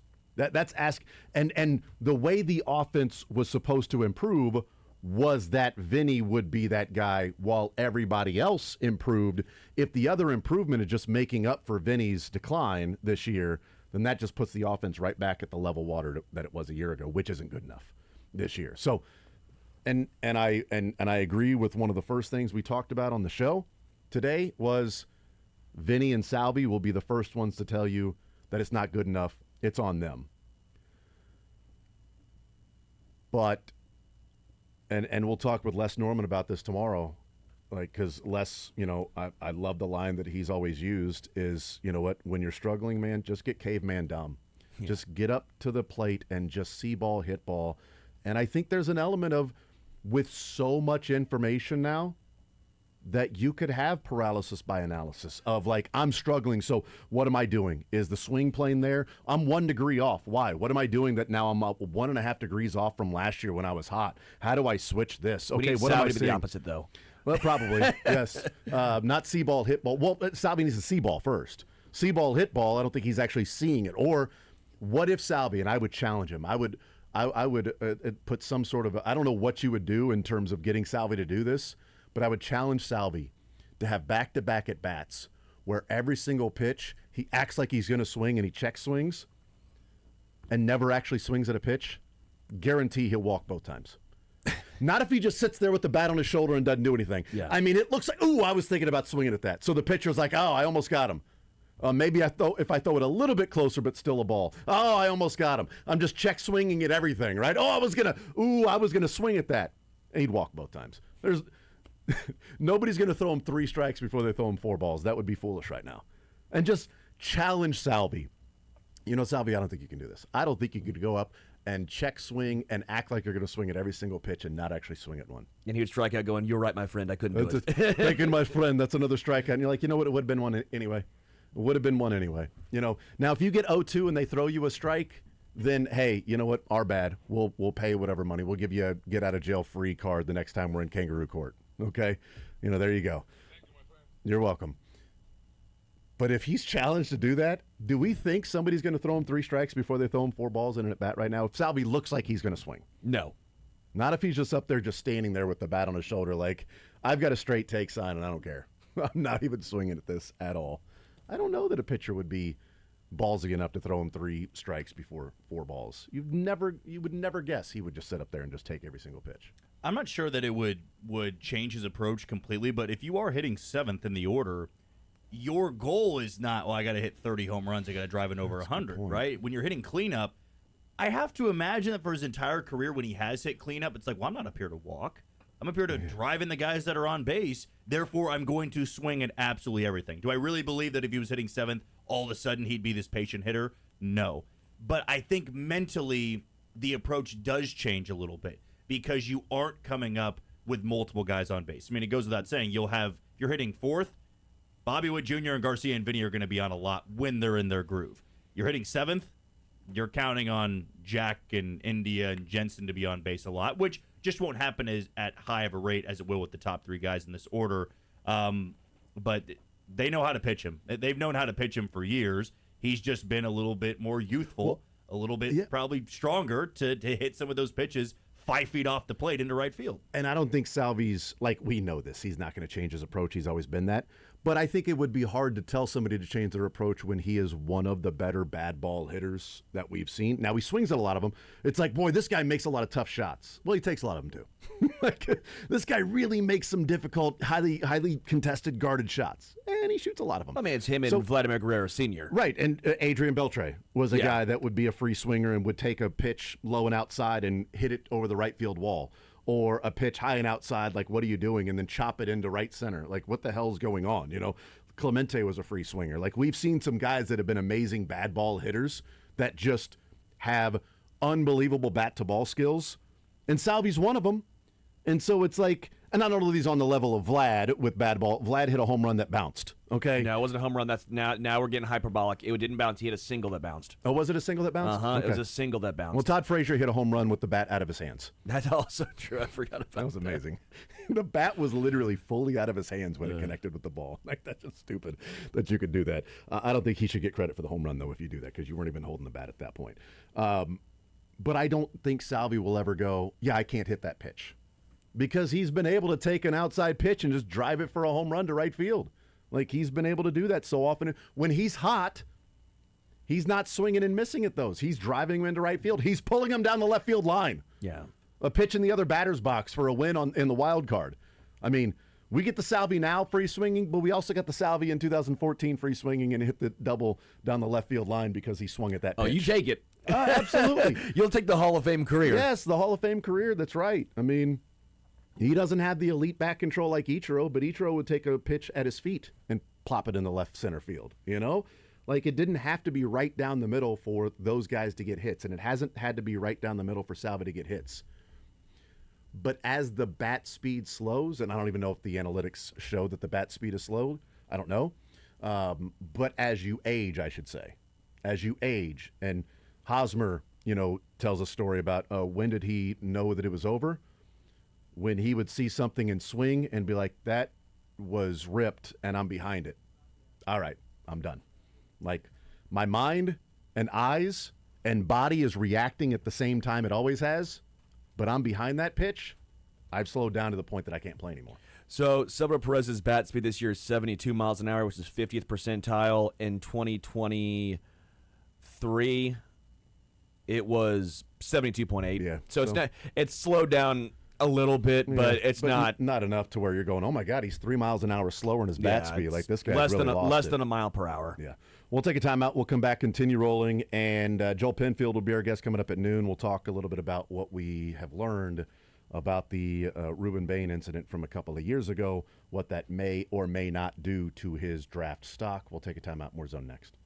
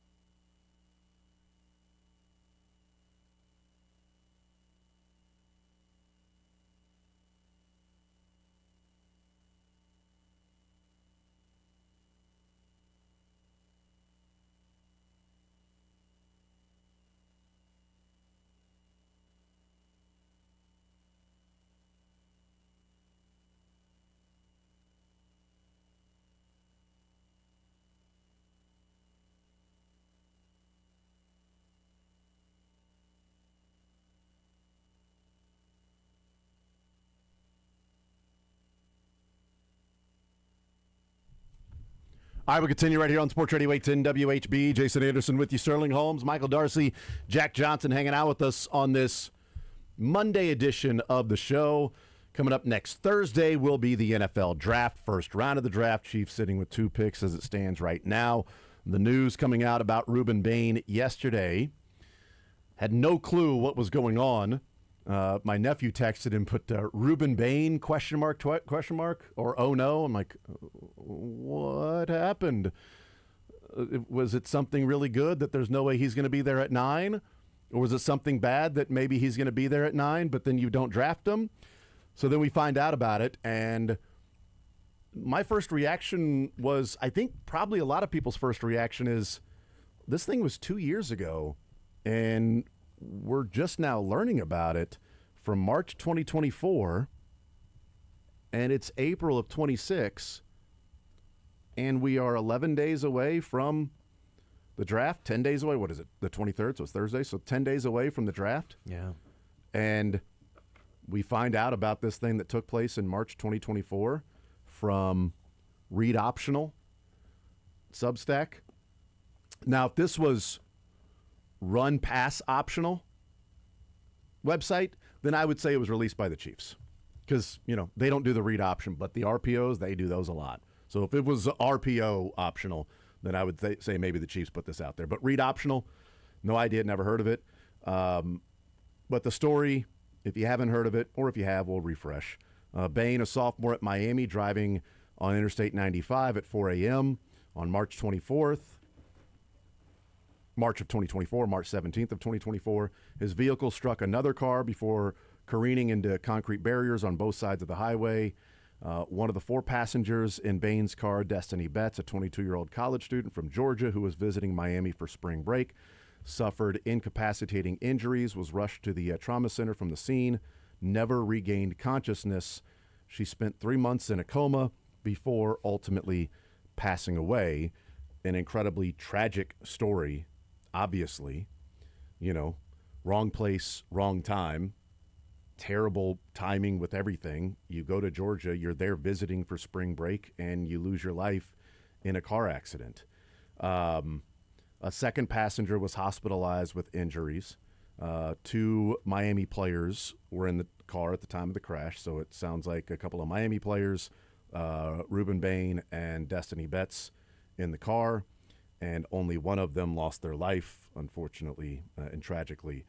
Anybody lost their life, but somebody did lose their life in that incident.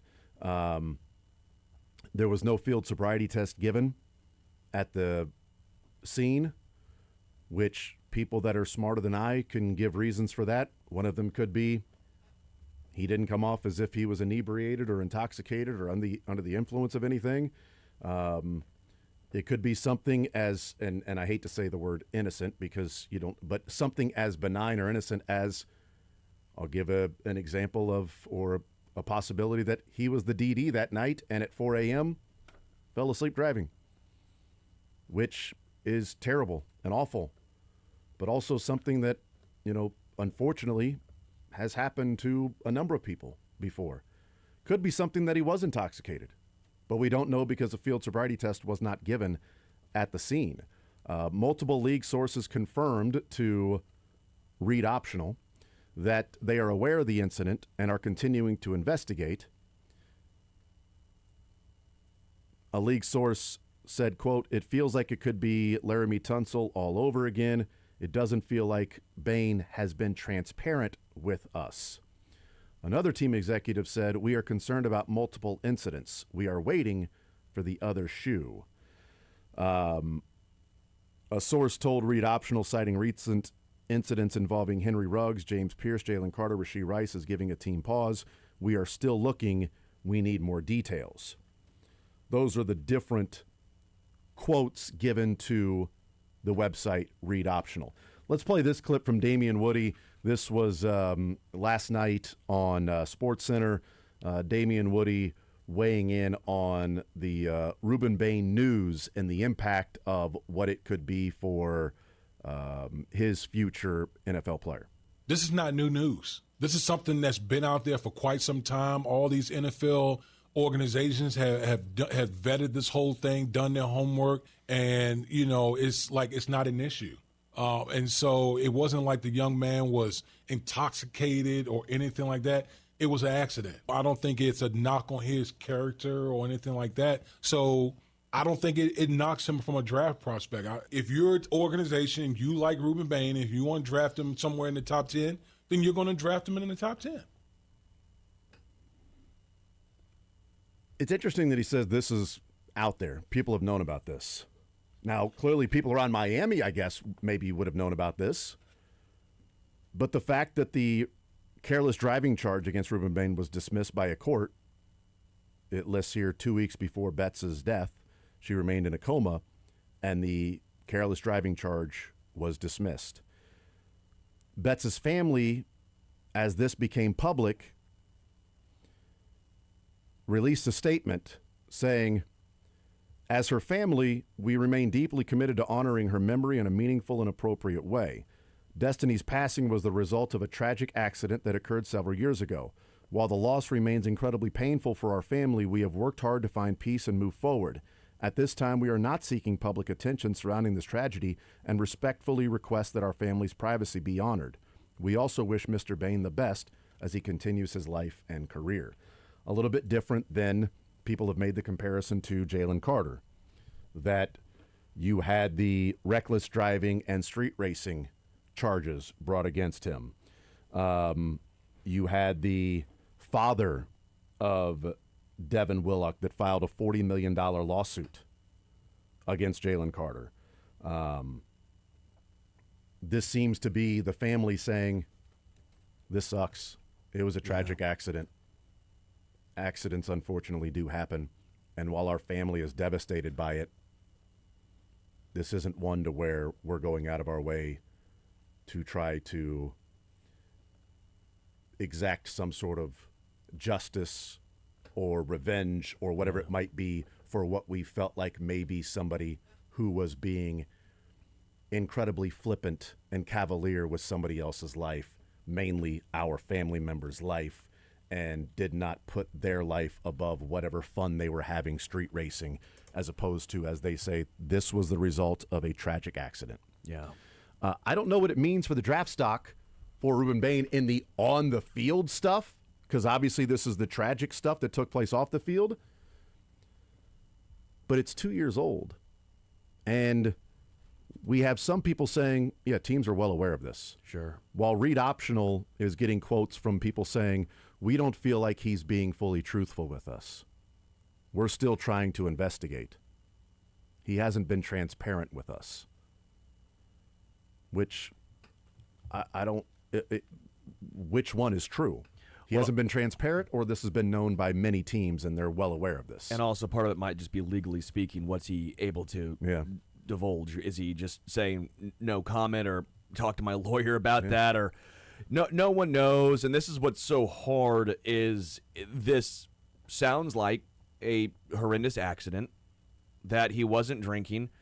He wasn't under the influence of, according to the actual report, it says drinking, no, test administered, no, drugs, no, administered, no. So they didn't test, but they obviously didn't feel like... If they suspected this guy was slurring speech and was, falling and, was bloodshot eyes and things like... They would not have hesitated to, we got to... This is an issue. And so none of that happened. So more or less from the information we currently have, from what it sounds like, it was a tragic, horrendous accident. I don't know how that affects his draft stock, and I don't know. The hard part is if you are the Chiefs specifically, accident or not, can you afford to have that with Rashee Rice currently on your team? I get that it might be, it's not minor because someone lost their life, but not as reckless as... Yeah, I think there might be a difference, though, of street racing by Rashee Rice. I don't disagree. And being charged with felonies and things like that. I don't argue that. Yeah. But can you afford? Does the team want to take on that risk? Because you understand what the viewpoint and outlook. Would Clark Hunt say, Veach, I know, but we don't want the Chiefs to be this. media pariah of this is what we go after. I'm not saying they should or shouldn't. I'm just saying, is that going to be in the back of Veach and even, let's say, Hunt's mind of saying, hey, we can't afford that PR nightmare? I would say if you bring him in for a top 30 visit like they did, and this is something that you have to talk to him about, I'd probably want Clark Hunt there. I'd probably want him there and present when you're meeting with Ruben Bain, because I think if you're drafting somebody that has something in their past, I think you'd have to get the blessing of the owner, who clearly wants the Chiefs to be the new America's team. Correct. Or the world's team. Is trying to get every day on Christmas, trying to get every year playing in a different country, right? Wanted the Chiefs to go to Australia. Thank goodness they're not. Wanting the Chiefs to play a international game this year. We'll see if they do. But he is lobbying for all of those things, wanting the Chiefs to be Netflix and Peacock and YouTube and anything else that are exclusive, and making people then go and buy the subscription. He wants the Chiefs to be that. To your point of wanting those things, do you want to then bring on people that are like, wow, you got somebody else that's involved in this car accident? I think it would be punitive against Ruben Bain if his was just a tragic accident and you don't draft him because Rashee Rice was cavalier and flippant with other people's lives in street racing and passing on the shoulder and getting in a car accident and has a civil lawsuit and have felonies, that were charged against him that he agreed to and pled guilty to and has on his record, as opposed to any even careless driving charge being dropped while this young lady was in the hospital. One of the things, too, I've paid attention to that would worry me a little bit is, and we discussed this off air, that after this incident, he was also cited with another careless driving violation, but that case was later dismissed. That was in October of 2025. That was dismissed by a defective citation, which is interesting. Was that dismissed by a technicality? That sounds like paperwork. Yeah. So, yes, that is something to where maybe that's when they're saying, oh, maybe he's not being fully transparent about what happened on that. Who knows? Yeah. And, as Sterling said, if somebody would say, well, why didn't you bring this up, right? When they're doing these one-on-one interviews, is there going to be something we dig up? Is there going to be something we find out? Maybe that's something where he says, well, I mean, it hasn't at this point. I'm floored this wasn't even a story when he was at Miami. I mean, a crash that results in a death of another student, the fact that did not come to light until now, whether the charges stayed what they were or they were dropped, or not the charge, just what the whole case being dropped, that still seems like a pretty big story to me for a guy as notable as Ruben Bain. I mean, I remember in the multiple Georgia incidents, they almost always were in the news, whether they resulted in a fatality or they did not. We just knew it was a top headline at ESPN. The fact this took multiple years to come out, a couple weeks before the draft, that's what surprises me. Now, do I see a team passing on him? I don't, mainly because of what's really come out of this. So this happens, the family says, we wish nothing but the best. Those are some scenarios where you'll hear a family say, yeah, I mean, I can't believe it took this long to get out. This kid was able to fly under the radar, had a great college career. Nobody thought anything of it. I mean, the fact that the family said that, I still would imagine he goes top 6 in the draft. I don't see it being a Laramie Tunsil situation where that video comes out on draft night. It was draft night. He just plummets down the board. I don't see it being that way, mainly because this was multiple years ago, and really nothing came of it legal-wise. I mean, this was a situation where it was very unfortunate, catastrophic, and very sad that somebody lost their life, but there's also not a lot we know about this crash. There was no sobriety test, and it does not take a lot to have a sobriety test at the scene of an accident. I mean, you could have something where somebody looks a little bit dazed and confused. Yeah. They might have you do a sobriety test. The fact there was none done in an accident that severe, it is pretty crazy to me. So let me just clear something up real quick. Sure. Because reckless and careless are vastly different. Okay. It looks like I'm seeing he was cited for careless driving on the one that... The second one. The first one. Both of them. Yeah, so the was careless driving charge was dismissed while she was still in a coma. The 2025 careless driving charge was dismissed because of the defective citation. So let me go ahead and just make this sure, because I think... Please, because I have said reckless and careless interchangeably, and they're not. Okay. So reckless driving is a first-degree misdemeanor up to 1 year in jail. That's driving 30 to 40 miles an hour over the speed limit. Aggressive driving, excessive tailgating, weaving in and out of traffic or racing, negligence, passing in a dangerous area, passing a school bus, a wanton disregard for pedestrians. Wanton. So, wanton. No, I was talking about the food. Yeah, that makes sense. The wontons. Yeah, that makes total sense. Careless driving without reasonable caution. But this could be running a red light stop sign, distracted driving. I don't know if that constitutes your phone. It could be careless driving if you're on your phone or texting or something like that. Sudden braking or improper lane changes, like not using your. So, or reckless. If not using your turn signal is careless driving, then there's a lot of people getting charged with careless driving. So it looks like, and then look at this: accidents often issued following a traffic crash. That's the careless. So reckless looks like more severe. Reckless is it's like deliberate, right? Like you were. Yeah, reckless may be more aggressive driving. Careless might be not paying as close attention as you should be when you're driving and you pull out in front of somebody and you didn't right, left, right, or whatever it might be. Or it's a moving. Maybe if you were at fault for a car accident, then hey, we're going to cite you with careless driving. So you were at again, fault. Reckless. That is potential jail time. That's crime. It's crime. That's a criminal offense. Careless driving. It's not a crime. It is a moving violation.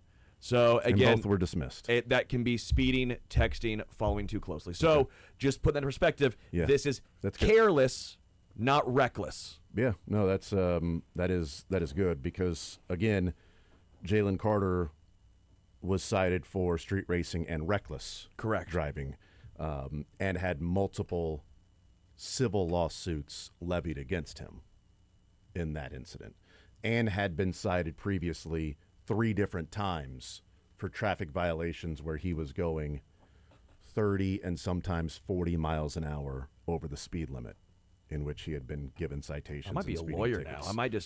I might be a Florida lawyer. Yeah. So I do think it is a little bit different if we're talking about the two. Correct. When one had multiple instances where he had been given speeding tickets or citations, one of them going 90 and a 45.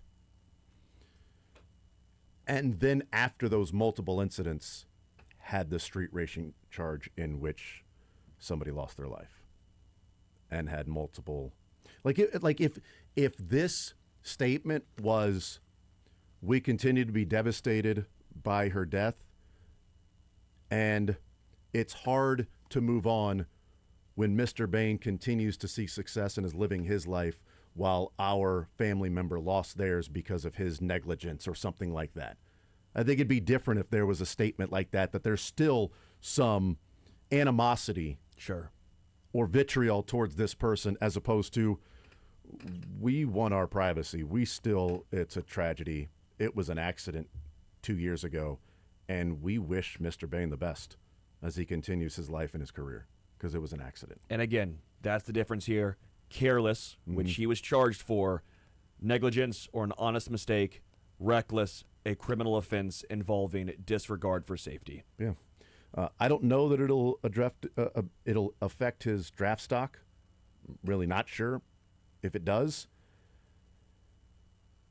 I don't think, if this is the full information, the full picture is what we have right now, I don't think that should impact whether the Chiefs draft him or not. If the Chiefs move on from him and don't draft him, I could understand why. If the Chiefs draft him and say, this is the information we have, I could understand why. I wouldn't want Rashee Rice's incident to impact somebody else's incident. And I just want to also clarify, I have wanted the Chiefs to draft Ruben Bain, but if this was anything like the Rashee Rice stuff or Jalen Carter, I'd be totally fine with no thank you. No thank you. You don't need to take a chance on somebody at number 9. You don't need to take a chance with somebody that has a red flag off the field at number 9. Go get you a good football player that's going to be on the field more times than not. You need somebody that's available. They need to have really good ability, high-level ability, but they also have to have high-level availability and not unavailable based on their own actions and choices. So this is not because I've seen a couple of wow, A lot of Chiefs are dismissing and defending Reuben Bain. Weird, because they want Reuben Bain on the team. Let me get something straight. Reuben Bain ain't on the team. Reuben Bain right now is a Miami Hurricane that's heading to the draft. He ain't a Kansas City Chief. So defending Reuben Bain, it would be odd for somebody to go, well, of course Chiefs fans are defending Reuben Bain. He ain't a Chief. Yeah. He's probably not going to be there at number 9. Who knows? If he was a Chief and then this came out in like July or August and there were the same conversations, I could understand why there would be a feeling of a more sinister, ulterior motive for saying this feels like it was just an accident that happens, that is unfortunate and tragic, but not to where somebody the rest of their life should be impacted as if they were impaired or reckless or going 30 miles an hour over the speed limit in a construction zone and you strike a worker. That's reckless. That's not caring about others and only yourself at that point. Be a little bit different. He ain't a Chief. The odds are he won't be. So if he goes somewhere else, I'd still have the same thing. If this came out in July and he was a Buffalo Bill, I would say it kind of feels like it's, a tragic accident and nothing sinister here that his career should be derailed or anything like that. We'll take a timeout. We'll come back, continue rolling. More Zone next.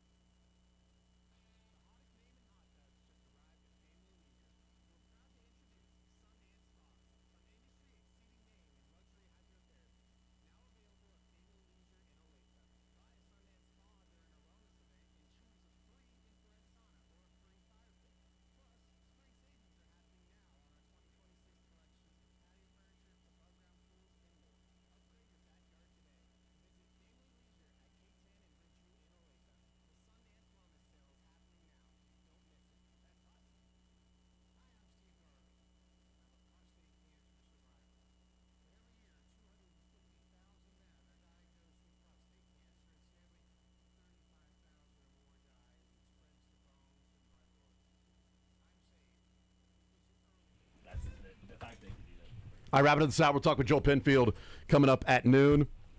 One Royal Way podcast. Get his thoughts on what he's seen through these first 16 games. Positives, negatives, things that may turn around. They get a day off today. They get set for a 6-game road trip. 3 in Detroit, 3 in New York. Maybe the Yankee Stadium will turn the offensive around. I don't know. We'll find out. But it's a rough weekend to split with the White Sox. Yeah. The Detroit Tigers swept the Miami Marlins, took care of business. The Royals split with the White Sox. It's rough. While giving up so few runs. What, 8 runs? Oh, rough.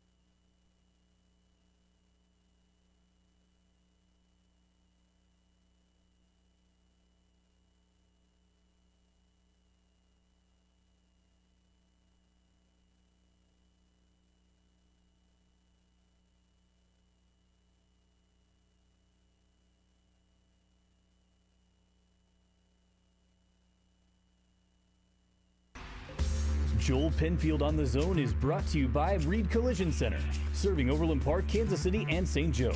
Get a free photo estimate in minutes at reedcollision.com. That's reedcollision.com.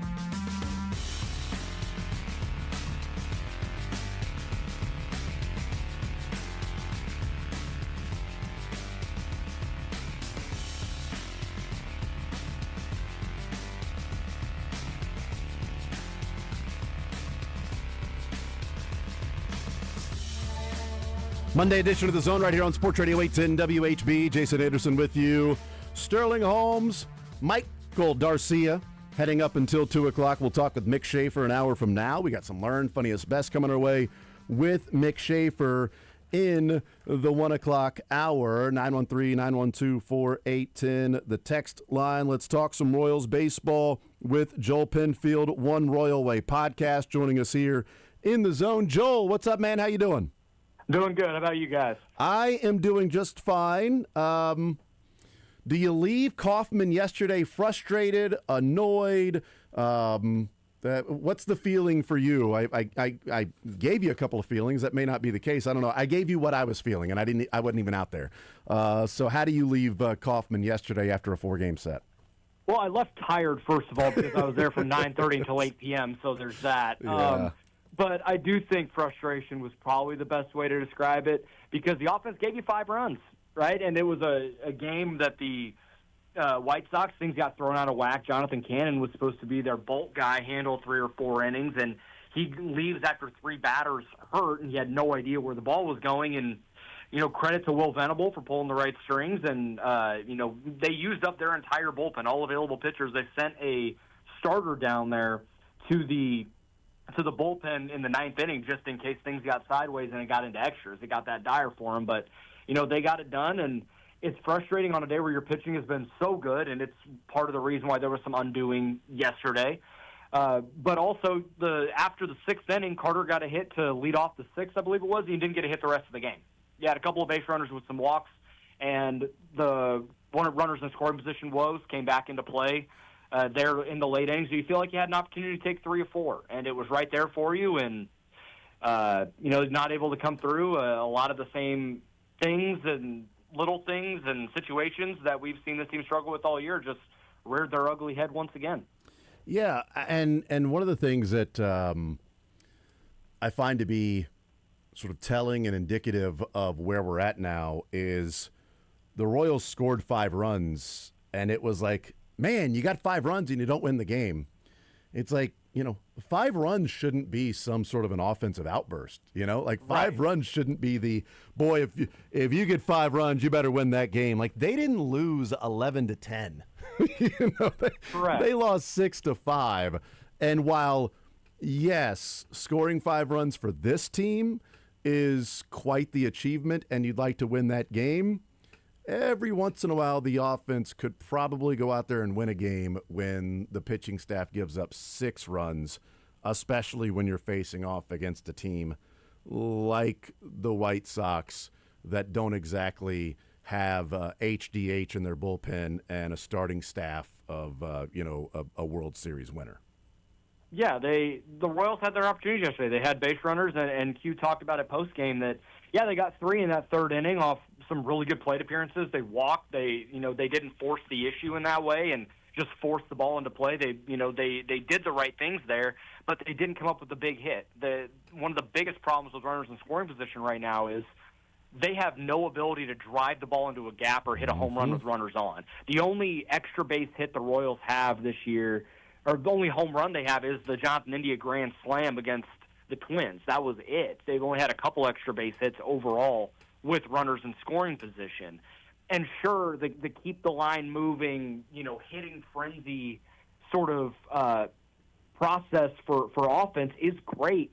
It's so much harder to do in today's game with the way pitchers are and how talented the pitching is. It's really hard to string hits together. You make your own luck, and you take away some batted ball variance by hitting the ball over the fence and hitting the ball in the gap and hitting the ball for extra base hits. It's not a catch-all fix, but it is a big reason why this offense struggles. It feels like they try too hard to just put the ball in play and hit singles, and I do think there's also maybe some cases of tryhards. I remember yesterday, I don't have the quote directly in front of me, but Carter Jensen said there were a couple of moments in that game where it felt like he tried to do too much, and he tried to hit the home run instead of just putting it in play and trying to just do the little things instead of and letting the moment – he let the moment get too big. I think there is an element of that as well. It's not all between the ears, and that's not an excuse, but it does play a part right now. Visiting with Joel Penfield, One Royal Way podcast. The Royals are taking more walks this year. That is a nice sign, but it's not resulting in the runs. Is that just simply because the slug isn't there? They're not driving the baseball? What is it about? Like, I felt, Joel, and I think a lot of people have talked about, like, man, if this team can just get a better approach, if they can lay off the pitches that are out of the zone, have better swing decisions, that this team can be really good offensively. If they're willing to get on base and take a walk, then that will mean that the pitchers have to pitch to them, that they can then do damage. We aren't seeing that yet. Will that in turn happen, that the walks will continue to accumulate? The other pitchers will say, well, I'm not going to walk this guy because they're willing to take more pitches. Now I will, now there's more damage to be done. And when they break out of the slump, what's your assessment on the walks are there, but the runs are not following? Yeah, it's one of those tricky things where you see a lot of good things and the results aren't there. Not a lot, maybe a little strong, but I think you get the point that I see encouraging signs offensively from either individual players or just the way that the offense is going from a walk perspective. They're doing a good job of hitting the ball hard. Some of it is on the ground, and those are outs in the big leagues. But hard hit rate, barrel rate, and walk rate are generally predictive stats to a good offense, and we just haven't seen it all come together yet. And I think it's just, there are certain guys on the team that are doing a very good job of doing those things, and there are others that aren't. And some of it is some batted ball variance in some areas, and also just a lack of ability to get a big hit. And clutch isn't something you can quantify or define. It's just something that you know when you see it. And this team did such a great job of getting those quote-unquote clutch hits in 2024 and the last season, and to begin this year, we really haven't seen a lot of that. I think over the course of a full season, the ability to hit the ball hard, put the ball in play with some velocity, with regularity, and getting on base at that clip is a sustainable way to build an offense. And we'll see if as that sample grows that we start to see some of those positive results come forth. Visiting with Joel Penfield, One Royal Way podcast. Is there something to be done with the lineup? We talked about this with Jack in the first hour, that is it something to where Q should start to tinker with the lineup and maybe move some guys around if it can jumpstart something, or stay the course and it's only 16 games in?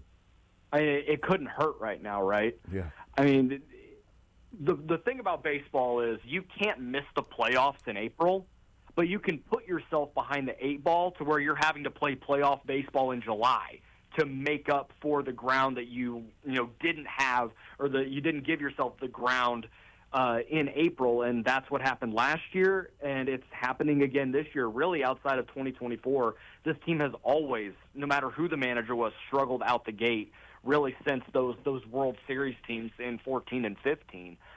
So this is something they're going to have to figure out, and how desperate they want to get. I don't know how desperate they're going to get. That doesn't necessarily seem like something they do. Now, last year, Jonathan India was brought in to be the leadoff hitter, and Mike Yastrzemski came in and was the leadoff hitter the rest of the way, and the offense clicked.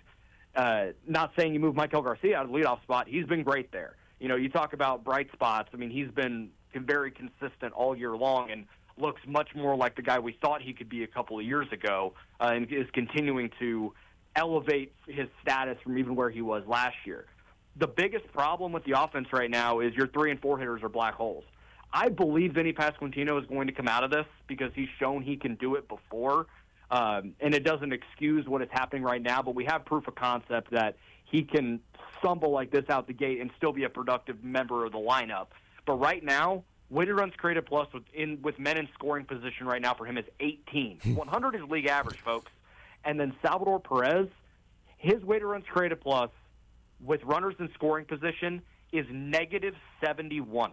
Oh, my God. 171% worse than league average for your cleanup hitter ain't going to get it done. So, yes, I do think they need to shake the snow globe. The problem is there's not a lot of snow to shake in there right now because who would you hit 3 right now?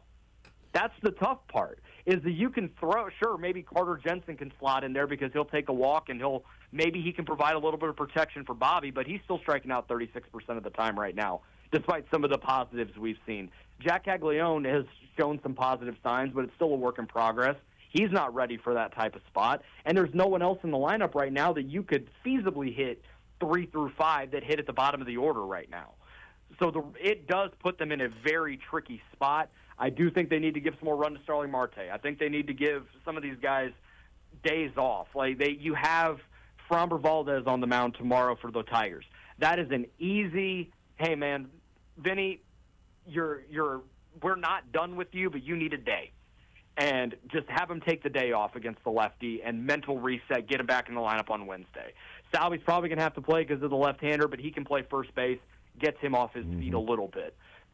They're going to have to change something up. I don't know when or if they do, but the problem right now, it's bordering on an untenable situation with the way that the lineup is currently going.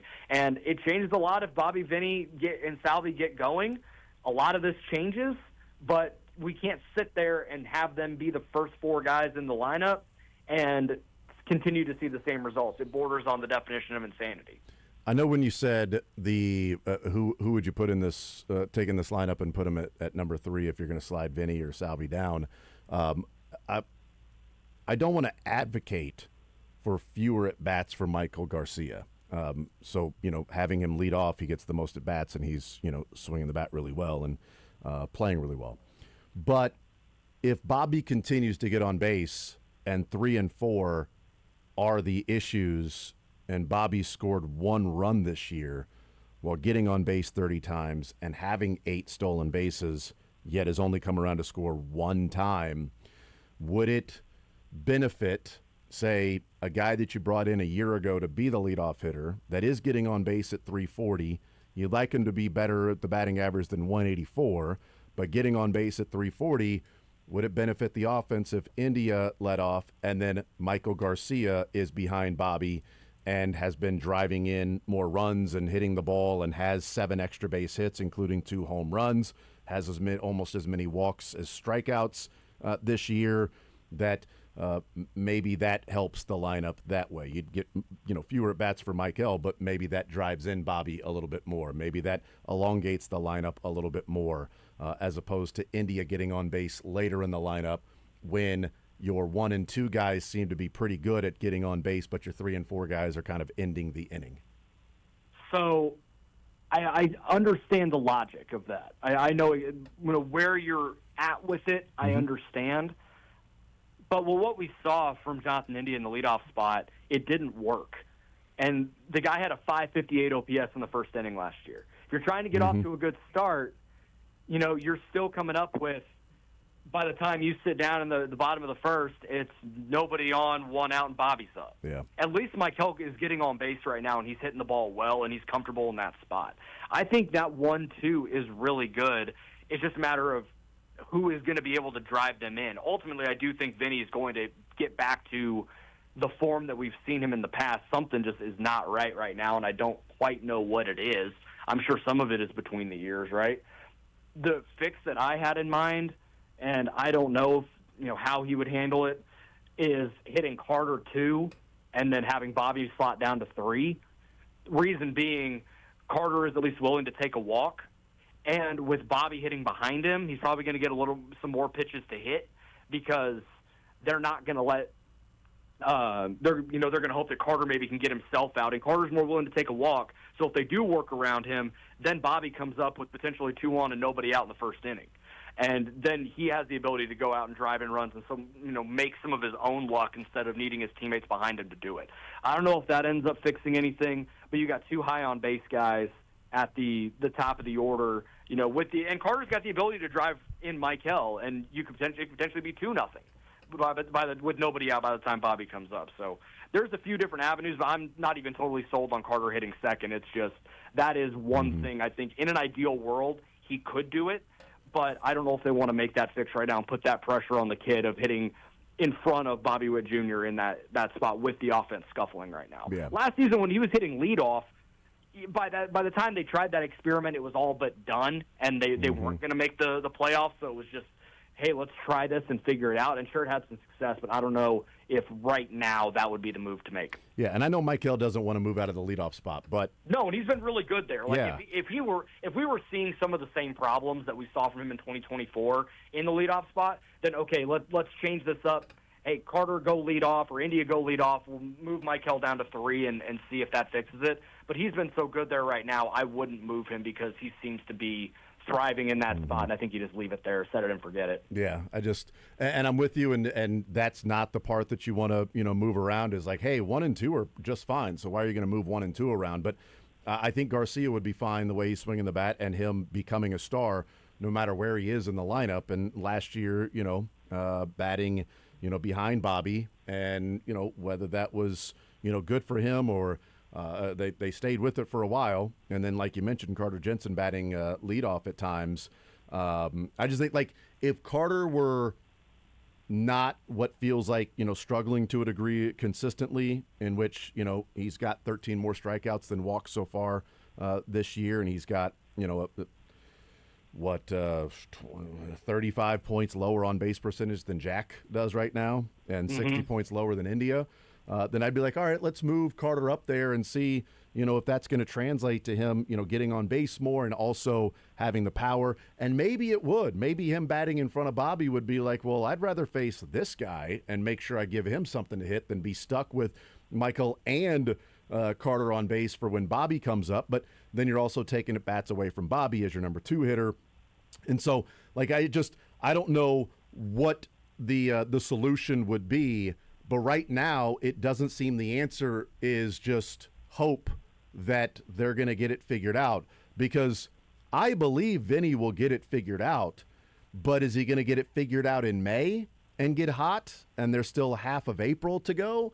And while you can't win a division in April, you can certainly, damn near lose one in April. We know the Royals lost one in June last year, and how they played in the month of June. They lost the division and their opportunity to make the postseason with how bad they played. I mean, they played division-winning baseball every single month last year except for June. If they just played in June the way they played every single month average, they would have won the division last year. But June was so bad. Now, it's not April being so bad because they're 7-9 right now, but that's also 7-9, Joel, with the pitching staff doing so much of the heavy lifting that it's unfair and unrealistic to expect 162 or the pitching staff to go out and pitch like this if your offense is struggling and hope you win 3-1 or 2-0 or 4-3 games. And if you score 5, or if the offense or pitching staff gives up 6, well, then you might as well chalk that up to a loss because this team isn't going to be good enough to win.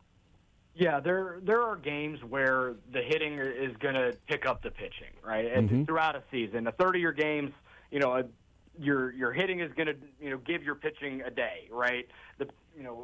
Seth Lugo doesn't have it and gives up 7. Okay, great. Well, the offense is going to have a day where they can go and get 8 and go win a game. There are going to be a third of your games where the pitching is going to pick up your hitters, right? And then a third, you got to find a way to win no matter what the scenario. But right now, it feels like the Royals have one path to win. It's score 3 runs and pray. Yeah. And that's not good enough over 162 to go and win a division and make the playoffs. They have to find a way to win that, have that an outburst every once in a while like they did against the Twins. Have a game where, it may not be your best pitching day, but God dog it, you got to get 6 or 7 runs to try and win a game. And 5, it was great, and it felt like the offense, did their job yesterday, and it still wasn't enough, and a lot of the onus still does fall on the offense for yesterday. Visiting with Joel Penfield, One Royal Way podcast. Any concern long-term or just a rough patch for John Schreiber? It's tricky because I know that they're still going to pitch him. But I think we've had multiple scenarios in a row, save the save on opening day or of the home opener. It's been really rough for him. There's no swing and miss. There's no, a lack of control. I think it's 6 walks to 3 strikeouts this season. Yep. And at least in 2024, when it was kind of up and down and he didn't have the strikeouts, he at least could get a heavy, he was going to get you a ground ball and get you out of an inning. He doesn't have that anymore. The ground ball rate has decreased the last 2 seasons, and it's even lower now than it was last year when it was a major drop-off from the previous year. So if he's going to be a sinker, slider, pitch-to-contact guy, and he can't even get a ground ball, then it's a serious issue. And I don't know how much longer they can use him in even medium leverage. I mean, they may need to relegate him to the Chris Stratton, Jordan Lyles, Will Smith of just 5 up or 5 down, you're going to be the guy to save us. And so we don't have to use any of our other guys. But outside of Mears and Ursig and Strom and maybe Daniel Lynch, not many other guys do you trust in even medium leverage right now. So the bullpen is in a tricky spot. And I wonder how much longer until they decide to dip into the depth in Omaha to try and, fix that and figure out some more high-leverage guys. Because right now, John Schreiber hasn't shown anything that this is going to turn around either. None of the peripheral numbers are really in that favor either. Does Mears move into more of a high-leverage role? Maybe Mears and Schreiber switch? I think so. I mean, we saw some of that yesterday. Yeah. Mears came in when the inning kind of got away from Noah Cameron. Yeah. A bit of a rough outing for him yesterday. Like, I'm not going to, I know that's kind of, funny to say after in an outing where he walked in the tying run, but I think what you saw in previous outings as well is that he can handle those types of outings, and the stuff is really good. Andrew Benintendi worked a really good at bat on him with the bases loaded, worked the walk. But I still think Nick Mears is a guy that can handle some of those situations. We know obviously Strom and Ursig can. So they're going to have to find another guy or two to make this work. It feels much more like the 2024 bullpen, where it's a bit of a dice roll until you get to the 9th inning. But once you get to the 9th inning, you feel like you got an opportunity to win. Last year felt like, the bullpen is going to be solid no matter what, and Estevez is going to close this thing down. Now you feel like, okay, as long as we can get it to Lucas Ursig, we're in good shape. But it's a matter of getting the game there, and right now it is a bit of a dice roll sometimes. Is there any maybe we don't know if it's the answer or not, but is there at least an option with Avila coming back up and getting opportunities in more leverage situations, and them, now some of the depth in the rotation is getting tested with some injuries or some, things that they've got to check in on. But is Avila a guy that if Schreiber struggles, if Mears doesn't continue this particular pitching this way, if they haven't found some great thing in Eli Morgan, that they have had some, guys in the past that it's like, wow, where'd this guy come from? He's really good. Is Avila a guy that you would bring back up and say, look, I know they want him to be a starter, but not really seeing it, and I think that's kind of been the consensus from those outside the organization of, I'm not really seeing him as a starter, but I'm seeing him as a guy that maybe if a one inning he can throw 98, 99 as opposed to working 95, 96 to be a starter, that there's some real value in a leverage guy. Would you bring Avila up and start putting him in leverage situations to see what they have? What I would do with the organization would do two entirely different things. I'd pull that ripcord now and tell them, hey, man, I know that we want you to be a starter, and maybe that opportunity presents itself down the line, but we need outs right now. And there's outs for you to give in the big leagues in the 6th or 7th inning. And pitching in, the big leagues with regularity, I think you can really help us win right now. I don't think the organization wants to pull that ripcord right now, but how desperate do you get? How dire do you want it to be before you have to? And then it's an over-reliance on a Luinder Avila in certain situations, and then you wonder about, can he handle those spots? I would rather just do it now and just see, okay, can he handle these situations in the bullpen, in these high-leverage spots? Strom's burned, Ursig is burned. Okay, can you give us the 8th inning and help us win this game, in a one-run game? And if he can do it, then awesome.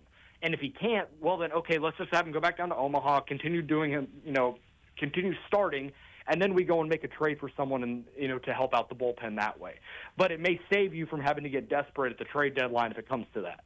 And I think Luinder Avila has a chance to be a very good reliever. The stuff in 1 and 2 inning spurts is really, really good. And I think it's better than having him pitch 5 innings. I don't think the fastball holds the same way. And sure, he showed some ability to hold some velo in the 2 outings that he had that were multi-inning. The situation with Reagan's last week where he had to come in, he did a pretty good job throwing 96 or 97, but I think it'd be better if you just add another tick or two of velo, and you pair that with a changeup that he's developing and the hammer of a curveball, it could be a lethal back end of a bullpen with Schramm and Ursig, and that could be your bridge, right? Your starters can give you 5 to 6 a night. We've seen that from Schramm or from Bubich. We've seen it from Walker. We've seen it from Lugo. Maybe Reagans can get there, but at least 4 or 5 guys are going to get you into the 6th inning, and then you have a bridge of 3 guys that can go and help you win a ball game. If your offense is still struggling, that's still a heck of a formula to win a lot of games until they can get it figured out. I just don't think we've ever seen proof of concept of that in Kansas City. No, not at all. Never seen something like that take place. Wouldn't it be winning a game 3-1 after the 6th and you feel like it's done? Yeah, we've never seen that. Never. That'd be cool, though, if you could see that. We just don't know if that's possible to be able to do. We'll find out. Joel Penfield, One Royal Way podcast. Joel, appreciate it as always, brother. We'll talk next Monday after the 6-game road trip. Let's hope the conversations are much more enjoyable after heading to Detroit and New York for 3 games apiece before returning home. Thank you, brother. Absolutely. They missed Scooble, so should be able to win a couple in Detroit. That's nice. It's always good when you can miss Scooble, so hopefully that works in their favor. Thank you, Joel. You're the man. Absolutely. You guys have a good one. Absolutely. There's Joel Penfield. Great stuff from him. One Royal Way podcast. Go check that out as they break down the Royals and talk about some of the things going on with this team. Sitting 7-9. I mean, it was a big 3 games in Cleveland. They win the first one, drop the next 2. Big 4 games against the White Sox to take advantage. They drop the first one, win 2 of the next 3, but still split the series. And now we say it's a big one in Detroit with a team that was really struggling before sweeping the Marlins and a team that is tied along with you 2 games out of first place. And you don't see Scooble in these 3 games. So, take advantage of that. And then you head to New York for 3 games before returning back home. We'll take a timeout, come back, continue rolling more zone right after this.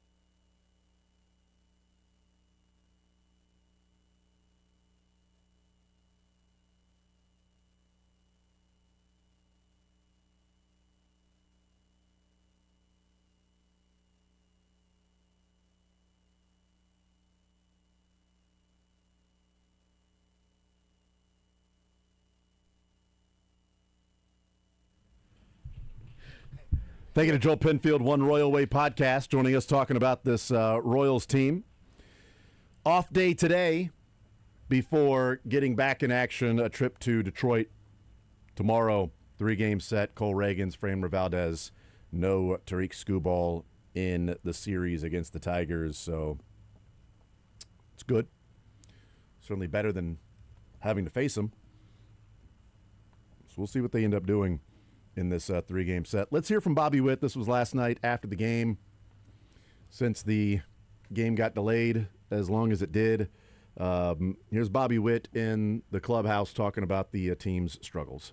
Yeah, we just do our thing and just keep putting together good at-bats. We're going to be in a good spot. Just keep putting our blinders on and keep moving forward. Don't let any outside noise, whatever it is, just we know how good we are. We know what we're capable of doing, and that's what we're going to continue doing. In reality, we got to play better. We got to be better. I got to be better, and so we just got to go out there and keep working. And sometimes you got to get uncomfortable with the work you're doing and going out there. Just got to be better, and so that's what we're working for, and we're going to keep getting better. And we got an off day tomorrow, regroup, and then get to Detroit and get ready. And you're talking about the outside noise. I mean, are you guys trying to keep everything out at this point when you're like you're talking about, you're seeing and hearing things? Yeah, we're just trying to be the best team we possibly can be, best teammates we possibly can be, and we're going to go out there and just keep competing and keep being who we are. We know we're one of the top teams out there. We just got to go out there and prove it. Bobby, you seem to see the balk or the no-call balk right away. What did you see, and how surprised were you? Yeah, I think the definition of balk is if you hinder a base runner, and I thought that he was going to the plate, and so thought it was a balk. Did they say anything to you about it or no? They said they didn't see anything. They said they weren't kind of watching. Was the one that was actually called a balk too? Was yeah. That what, yeah, you saw that too? Yeah, it was a balk. You guys faced their entire pitching staff today. They emptied their bullpen. What is it like when you're having to go through that many pitchers and see that many, in 1 to maybe 2 inning spurts? Yeah, it's baseball. You never know when that's going to happen. You just got to get ready to compete. They're trying to take your lunch money. You're trying to take theirs, so you got to go up there and compete. Bobby, this team is capable of putting together a complete effort, but you just haven't seen it play out so far. Especially when you have a couple 2-0 games, which you win, but you'd obviously like to contribute a little bit more. Just what is it going to take for this team in this 6-game road trip coming up to make sure you put those complete efforts up there? Yeah, be ourselves, go out there, put the work in, prepare the best we can, and then control what we can when on the field. And that's really it. That's what we're going to do. That's what we're capable of doing. And we're, like I said, we're one of the top teams out there. We just got to go believe in ourselves, believe in each other, and go out there and do it. Has there been any frustration within here yet, or are you guys just kind of just moving on like these things can change around? Yeah, we're competitors. There's frustration all the time, no matter what. Every game you're frustrated with something, and that's what makes this game so special. You get another opportunity in a couple of days and learn from it, build from it, get better, and move on. Do you see some positive takeaways from today, when notwithstanding, but from the offense, after some of the struggles that we've seen and talked about recently? Yeah, 100%. There's always positives too. Like, here's the negatives you build from, the positives you just keep going, and so, or the negatives you improve on, and the positives you build on. And so, one of those things, you just getting the runs on the board, putting together good at bats, scoring with 2 outs, and just doing those little things. And I think that just keep building off those, and we'll be in a good spot. All right, so I think it's what we typically hear from Bobby Witt, and that is, hey, you just got to keep working. Get back and keep working, whatever outside noise, whatever that is, as he said, make sure we keep the outside noise out of there. And I don't know what – I mean, obviously the outside noise is – us talking about how bad the offense is. People know how terrible the offense is. I mean, that's pretty significant in terms of outside noise. And I think they know that there's outside noise because the offense – is very, very bad right now. By the way, that was a balk by the pitcher. Yeah. Who was it? Hicks that was on the mound. That was a balk. Like, the legs didn't move, but he came set and stopped, and then he moved his arm and glove again to reset. Like, he was a guy that, he's moving and moving and moving and moving, and then he came set. Right around his chest is where he came set. And on that one, he's moving and moving and moving, and then he comes down to his stomach, and he stops. And then he starts moving again. Once those arms move again, Bobby took off. Because You can't. Because once he moves those arms again, he's already come set. He's now in a motion to pitch. So that's a balk. Q came out there and argued. Umpires said they didn't see anything. Bobby said they kind of said they weren't looking. Yeah. It's like he wanted to say that they weren't looking. It's like, well, they said that they didn't see anything or weren't really looking or whatever. But by the way, the Royals are 24th in OPS this year. And we had talked about this team being a borderline top. We didn't expect them to be top 5, but like borderline 8 to 13. That's where we probably think the Royals should slot in. They're 24th. They're 24th in OPS, shockingly ahead of the Yankees. But you look at the teams they're ahead of. It's not necessarily a who's who if we expect to be good this year. Mariners, yes, we expect them to be good, but you're ahead of the White Sox, the Reds, the Giants, the Yankees.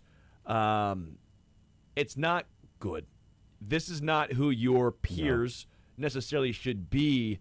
You need to, by the way, the Yankees are only doing what they're doing because their pitching staff has been, you think the Royals have been good pitching. Yeah. They've been insane. It's unacceptable.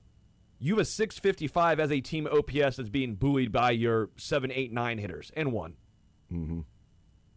We're beating a dead horse, but it's because it is so dire and drastic that you know water's going to find its level, but you have to take advantage of when your 7, 8, 9 guys are doing what they're doing. Yeah. And not like it would have been, does it make a difference or not? But, I mean, you can't have 4 umpires miss a guy coming set and then resetting again. It's the only caught stealing for Bobby this year. He was 8 of 8. It's the only one. He's been better, by the way. We know how we've talked about how you're right. Struggled in the stolen base compartment. Never as many as you think, and gets caught stealing more often than you think, and never feels like he's comfortable. He's been good this year. Mm-hmm. And even the fact that he noticed this and goes, no, that's a balk. I went because of this. That to me is a reassuring of, no, he gets it. He's getting a better jump. I hope this isn't going to be one that is a setback of where he goes, well, now I have to second guess myself if umpires are going to call this or not. No, still go next time because that's a balk every single time. Yeah. But it was odd, though, that, he's on first base. He's leading off. And he points and goes, balk, balk. Nothing's called. And then he takes off anyway. Yeah. That was odd that it was like, well, then I'm stealing then if that's not a balk.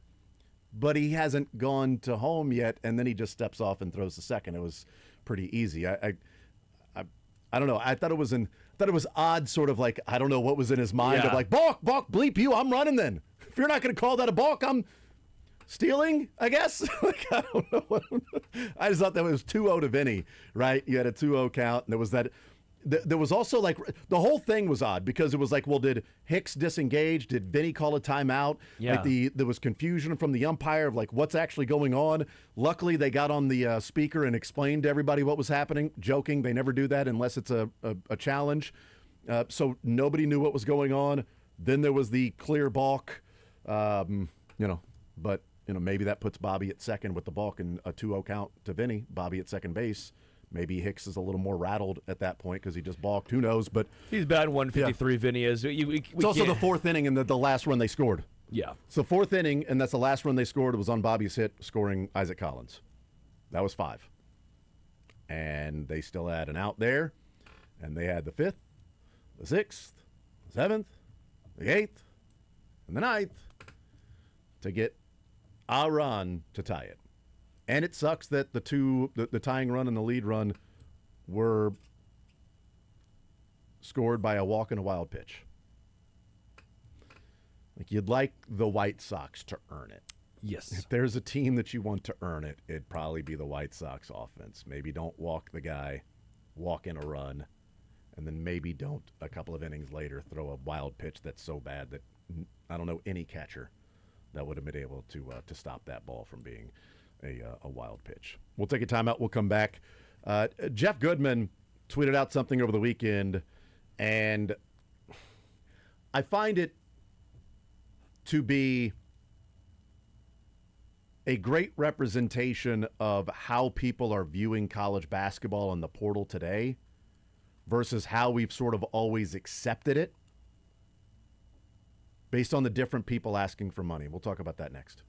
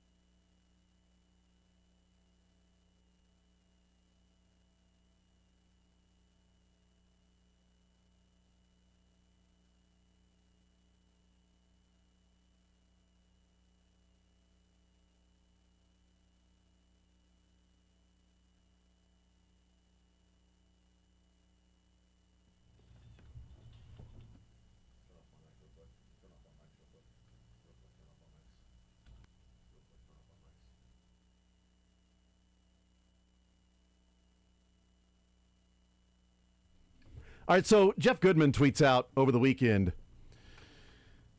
and I think this is where we are with the state of college basketball. Flory Badunga commits to Louisville over the weekend, along with Jackson Shelstad from Oregon. They were on a visit together, so apparently a package deal with those fellas. But Jeff Goodman tweets out on Saturday, one high major head coach to me, quote, "This has become a joke. We got guys who average 3 points a game asking for $1 million. It's completely out of control," end quote. So then I quote tweeted it and said, one high major athletic director to me, quote, "This has become a joke. We got coaches barely making the tournament asking for $1 million raise and a contract extension. It's completely out of control." And you know the difference between my tweet and Jeff Goodman's tweet? The amount of people that responded to my tweet going, "No coach is doing that. Name me the coach that's doing that," while accepting on face value a coach telling Jeff Goodman, "We got guys, plural, averaging 3 points a game asking for $1 million. Who? Name a player that's asking for $1 million that is averaging 3 points per game. And I can name you about 4 or 5 other coaches that barely make the tournament and then get a contract extension. It happens all the time. Oh, you made the tournament as a 7 seed, 8 seed, 9 seed? Wow, that's awesome. Contract extension, baby. Jerome Tang was being talked to Arkansas. He had made one tournament. Yeah, didn't he missed a tournament. He missed the tournament, and then Yes. that was the conversation. They turned that into one of the most absurd buyouts that you can have for a coach. But the state of college athletics right now, and people that are so against NIL, and I get it because I do think there's an element of maybe it's gotten out of control, but also you're worth what somebody's willing to pay you. So if Louisville paid Flory $5 million, would I pay Flory $5 million? Hell no. But you know what? He's worth $5 million. Why? Because somebody was willing to pay him $5 million, if that is true, what the reported quote-unquote asking price was. Well, the NIL value when he entered the portal was set at $2.5 million. Doesn't mean that that's what you're asking for or what you will get if a team gets maybe desperate to bring in somebody and make a run through the tournament. A guy like Pat Kelsey, who might already be on the hot seat in Louisville because of a lack of success in the NCAA tournament. You've got Stokes that's visiting Lexington in Kentucky, and Mark Pope, that maybe they increase the price of what might be a standing offer to Stokes to have him go to Kentucky over Kansas and Bill Self. You're worth what somebody is willing to pay you. But the amount of people that accept on face value a coach saying, we got guys, multiple, averaging 3 points per game, asking for $1 million, and yet push back on a coach barely making the tournament wanting a contract extension.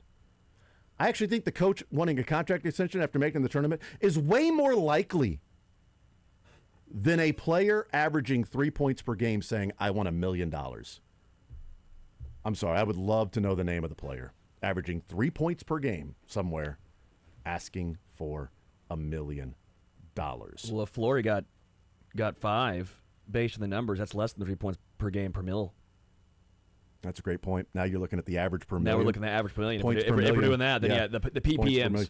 The PPMs, points per million. Is that player averaging 3 points per game and 15 blocks per game? The guy's averaging 2 points per game and 15 blocks. This guy wants $1 million. He's going to get 4? He's 8'7". He's 8'7". I don't know how he's only averaging 3 points per game at 8'7", but he's blocked 15 shots per game. I do think it's just silly. The coaches really aren't the ones that should be in the position of complaints, because how many times do they get these ridiculous buyouts? Yeah. It's throwing stones at a glass house, and it's like, well, it's also like, you went 8-24, got paid $5 million, and you got to get bought out, and you get paid $19 million to get bought out, to get the right for you to not coach our team is going to be basically paying you $24 million this year. Nice, congratulations, you did it. And you're the one complaining about NIL and the players asking for $1 million. Well, I get it. Maybe deserve it or not, or whatever your thoughts are on it. Coaches should not be in the position to be the ones making that assessment. Because also, it's out of control. How about this? Don't pay it. This guy wants $1 million.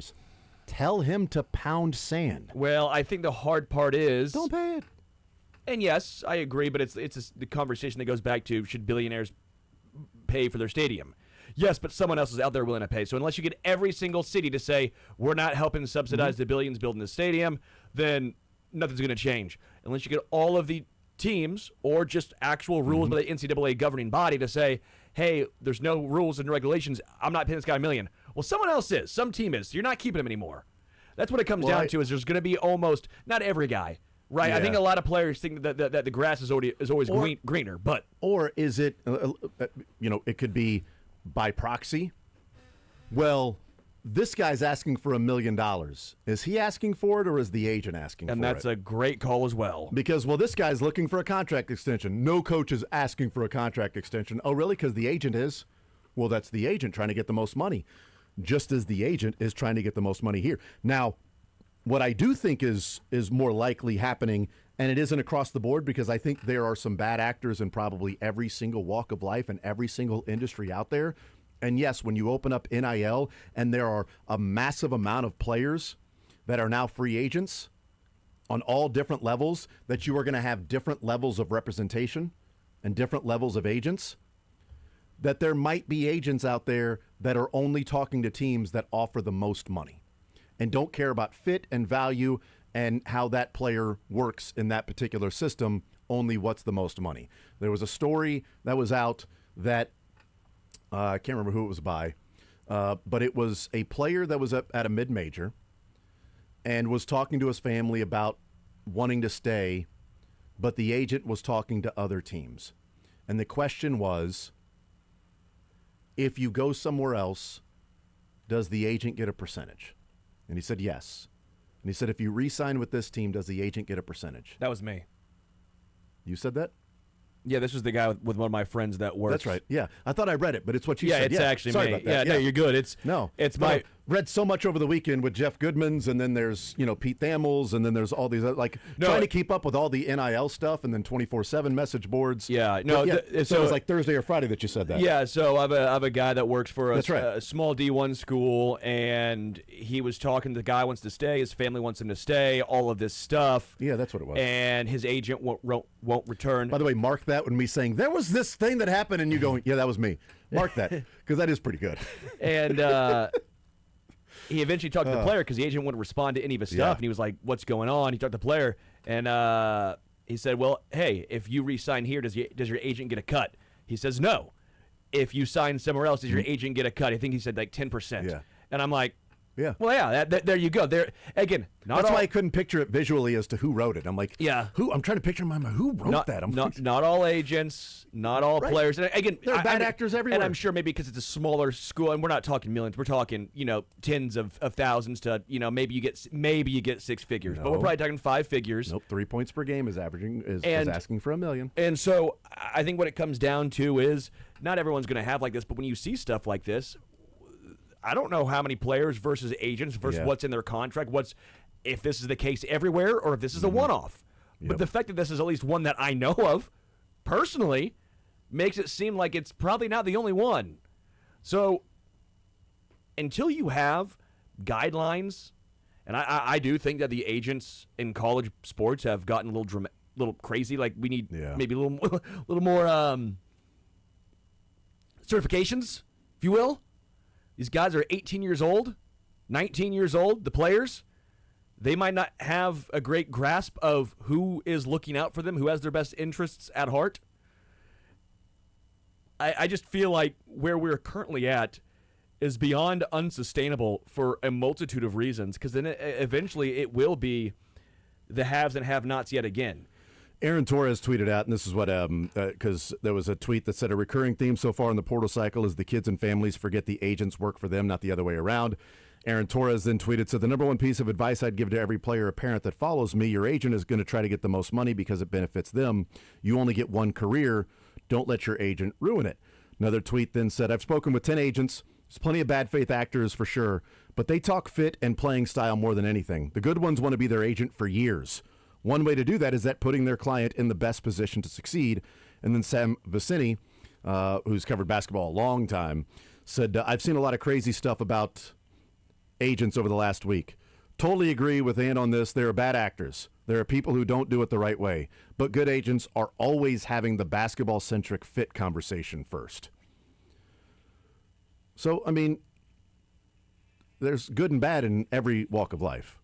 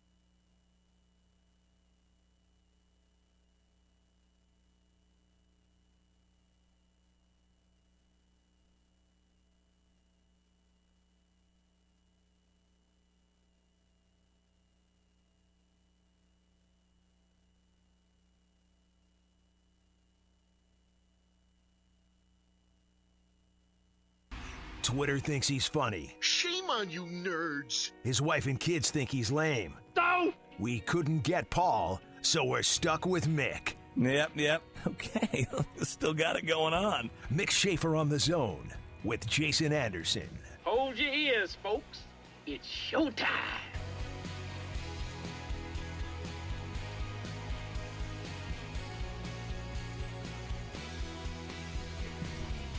All right, we continue right here on Sports Radio 810 WHB. Final hour of the day here on this Monday edition, hanging out with Mick Schaefer, presented by Advent Health Sports Park at Blue Hawk. We got Learn Funniest Best coming up later on in the show in the second segment.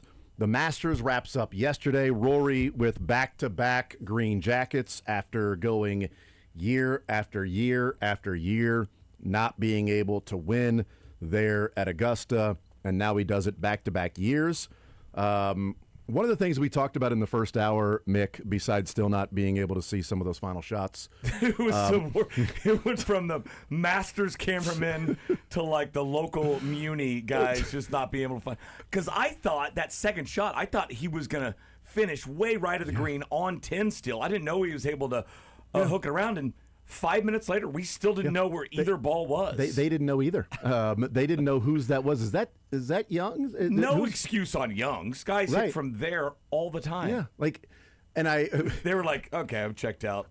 It stands out so much because CBS usually kills it on the Masters coverage, but this was so bad. It stands out even more because they're usually pretty good. But even the final putt, we didn't see that it went in.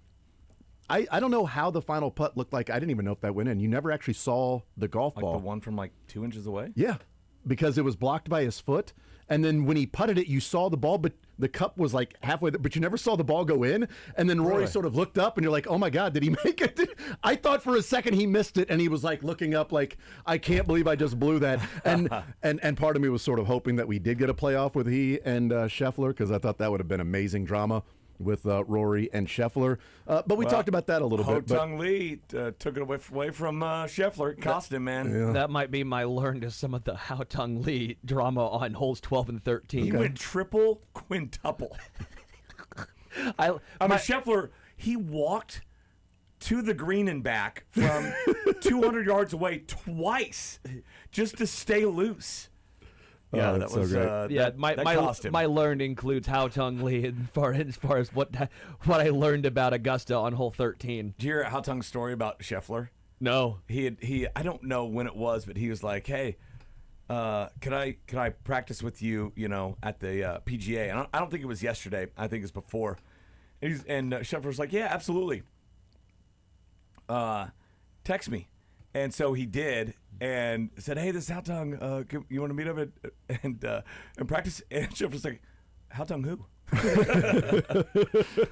After that last performance, yeah, he's like, I'm good. Yeah, I'm all right. Oh, I think I'm okay with that. You know, that was it was so bad they didn't show any of that. Usually, they'll Which show is- a train wreck like that. They or two. should because CBS kind of dropped the ball They're pro into the water. athletes, yeah. I think, honestly, when I look back on this, I think Justin Rose somewhat collapsed, obviously. Oh, yeah. But I think the guy that had the best chance that we didn't see him enough shot, Russell Henley. Henley had if he 6. makes 2 of those putts, he had probably back 9, 6 makeable birdie putts. I'm glad you Tough agree. ones. Yeah, but they weren't all easy. But guys at his skill are gonna snake in a couple of those, and he didn't because he was playing so well in between them. If you saw his drives fairway every time, his iron shots in were always 10 to 20 feet. He might have had the best round, tee to green. Hey, and then just stop making putts on the back 9. Hey, Sterling, did you have Henley on your fantasy team or put money on Henley and you wanted to watch more it of was the his shots? birthday, too, yesterday. He had good vibes. Good vibes. for him. Yeah. Good birthday vibes, man.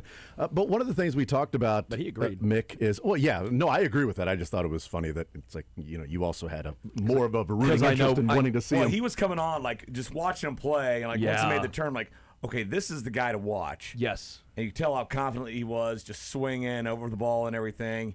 And, man, he put himself in position. He just could not make putts. And they weren't bad putts. They were just missed him. Yeah. Yeah, just tough. So, Rory I find interesting because with Tiger, it seemed like there was one side or the other. There wasn't really anybody that was like, sort of indifferent on Tiger. Don't really root for him, don't really root against him. Like it was, I'm watching dominance, or you know what, I'm rooting against dominance because let's have some competition here. And it didn't really have Tiger didn't have some of the other golfers that would have been challenging. It was like Tiger and Phil for a little bit. Tiger created, this generation, right? Basically. And so we see so many really good golfers there at the top, but it's odd because I find myself being sort of indifferent on Rory, and so many people are like, I hate him, I like him. I hate him, I like him. No, I root for him. I root against him. I find myself sort of going back and forth. I'm like, I kind of find him to be an ass when he doesn't show up when he struggles with a round, and then, no shows the media or, treats him a certain way. But then also I sort of root for him because he's really good and, I like greatness. And it's like I'm kind of indifferent either way. But I'm fascinated by the back and forth with Rory, not to the extremes of Tiger.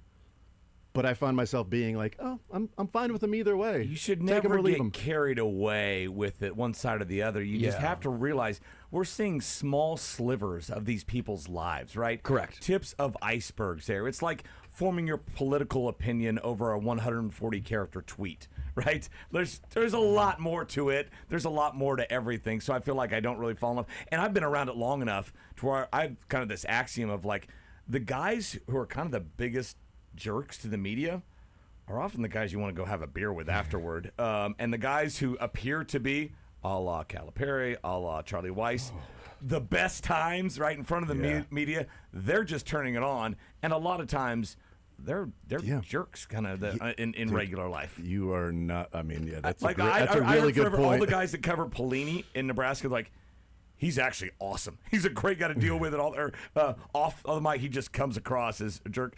Bob Huggins was, same way, very surly and everything. And but yeah, he was. I've just always thought that, okay, you know what? I'm not going to base my opinion on the 15-second soundbite I see on SportsCenter or on KSHB 41. I don't replay soundbites. I don't. I don't hate Rory. I think hate's obviously hate's reserved for, I think, just very, very strong For feelings. DeChambeau, got it, Right. He's Makes sense. sometimes grown on me just because of how open he is and weird he is. But Rory, to me, I'm not a huge fan of it because I do think it's very, when he loses or hits bad shots, it's, I don't want to talk to anyone, but when he wins, it's, no, I want articles written about me. I want to talk about my glorious comeback and all these. It's like, at some point, he's Rashee Rice, is that what you're saying? Kind of. And also, I root for Americans. Yeah. Like, that's part of it, too, is he lives in Florida. But he's not from Florida. Kids are like, I'm going to root for, Morikawa, Cameron Young, Sam Burns, Holmes. Like, I want to root. Same. I cheer for the Americans, too. And so that's, for me, when it was the Tiger thing growing up, too, I was like, I want to root for greatness because it's also America being great. This is USA. This is awesome. Heck yeah. When it's Rory, I don't dislike him. I do think he gets away with things because of the accent. It's fun, right? Just like that because of the accent. Because every once in a while he's like, well, my approach on the third, and then I finally used my iron for the green. But like when Tyrell Hatton, what the hell that came from? Where'd that go? My iron. But like when Shane Lowry or like Tyrell Hatton goes off because they're angry, you're like, oh, it's funny because they're overseas. It was Lowry, I think, whenever in the Ryder Cup 2 times ago, whenever the Americans had been like, oh my God, his putter all day long, yeah, right, with the hat thing with Cantlay and everything, and finally Cantlay made a huge putt and kind of keeps them in it. They're going to still lose, but they're celebrating on the green, and then it wasn't Hatton, it was Lowry that went off because Cantlay's caddy was too close to Rory's space while he was like, shut up. But I mean. Yeah, we don't know. We really don't know these guys. So I'm good with. But USA is what I'm saying. USA, baby, all day long. And Jason Day's outfits were better than expected. Yeah, you talked about that being part of the storyline. Well, the story going into it was they were going to be this atrocious atrocity. Because Malbon's a very loud company, and Oh, I didn't know that. Okay. They have very unique stuff. Yeah. And I thought day 1 was a little loud, but day 3 and 4, I thought was actually they'll good. let you hear about it if it is. I know. They didn't let him wear. They didn't let him wear. He asked because Jason had to ask, like, can I wear this like vest? Like, really? And they're like, no, that's no way. And so Thursday, Friday, I thought it was really nice. It's a cardigan. Thanks for noticing. Thanks for noticing. No. I mean, I appreciate Rory and how good he is. And I appreciate the roller coaster ride he is going to send you. I was not surprised at all when he hit it a fairway over on 18. I'm like, all right, here we go. There's a chance. It actually helped because it was so far right. Yes. He hit a I know Wyndham Clark those shots because it'll be in the air. I'm like, okay, just keep going right. Keep going right. Go. Get out of the trees. That's as close as to a slice as you'll see a. That was a slice. Him and Wyndham Clark on when it was the PGA, wherever it was in Vegas, and he hit that massive slice. Like that's off the face of the planet. Yeah. So my idea is, me and some of my friends, we said hole 18 should just be water on the right side, so that way you can't get away with hitting those little right slices. And left. What about a duck hook? You know, right and left. True. Yeah. Just water both sides in 18. Make it real interesting. Let's make another amen corner right there. Isn't it funny? There's just the optical illusion, really, that some of these holes, like, I still don't know. How is 11? I know how. But, like, from watching 11 on TV, it's like, how is it that hard? How is 11 that hard? They're right there. I mean, these guys hit pins all the time. Yeah. And no one can hit them. They just bail out right at the green and making bogeys. And if you're DeChambeau, you're making a triple bogey there. And I'm like, how is this? And I know it's just, I mean, you're going straight downhill, and you got the water on the left. And so that's what it is. The distance is tough. And your tee shot, you have that tree on the right that you bail out to, and then you're having to. Same on 12. It's like, I feel like these guys hit these greens all the time, but I know it's just a sliver right to left. I actually have thoughts on 12. 12, I think, I don't want to say it was easier back in the day because they were hitting 7 irons in instead of like pitching wedges, because the distance hasn't really changed a ton on that.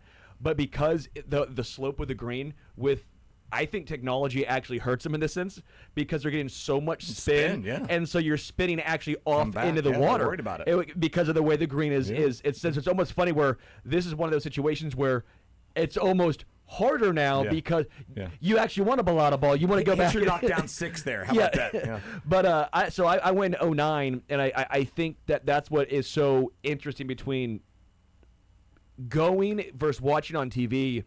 You don't think of Georgia of having the undulations, but it's just so slopey. Everything. I mean, and you'll be looking at the greens on TV, and you're like, "Why is he aimed over there?" And then all of a sudden, you just see it take off. Yeah. That's what makes it so wild. I wonder how much too, because it's so downhill. Like when the ball's in the air, because obviously a big part of that is playing the wind on 11. Is just how much the wind is different than other holes because it's downhill. And when you loft it, now you're in even higher wind than maybe others if there's, trees blocking it. Just like here's a gust of wind, and now all of a sudden I'm 4 feet to the left of what I had planned, and now I'm in the water. Yeah. And a lot of times if you're on that downhill slope, it's your right foot is like at ankle height on your left foot, and that 8 iron is going to act more like a 6, and you're just trying to gauge that as well. And it's a tiny little green, but yeah. It's, well, we saw also on 13 I think it was 13 when Rory almost backed that up into the water.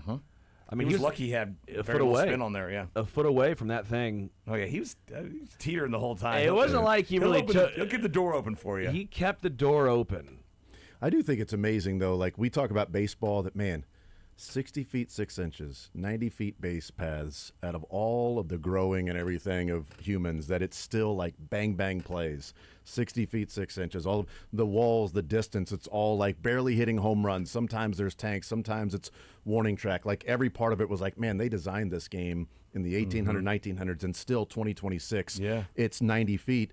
And to me, like designing of Augusta so long ago, that now even with today's technology and golfers, it's like still has to be one of the most strategic golf courses out there. I mean, they've to go and play. They've extended it a lot. They tiger proofed it and things like that. But yeah, I agree. As far as even just I get what you're saying, when it comes down to the microcosm of the Masters, it's not the length that gets you. Even with a 520-yard par 4, it's not the length that's the issue for these guys. It is still the same issues that plague them with around the greens, the undulation, the strategy that has to go into it, because some courses are just hard because they're long. Well, and then Rory on 16 and 17 had to make 2 hard-to-believe up and downs, both of those. That putt, otherwise, we go to a playoff. That putt off the green on 16.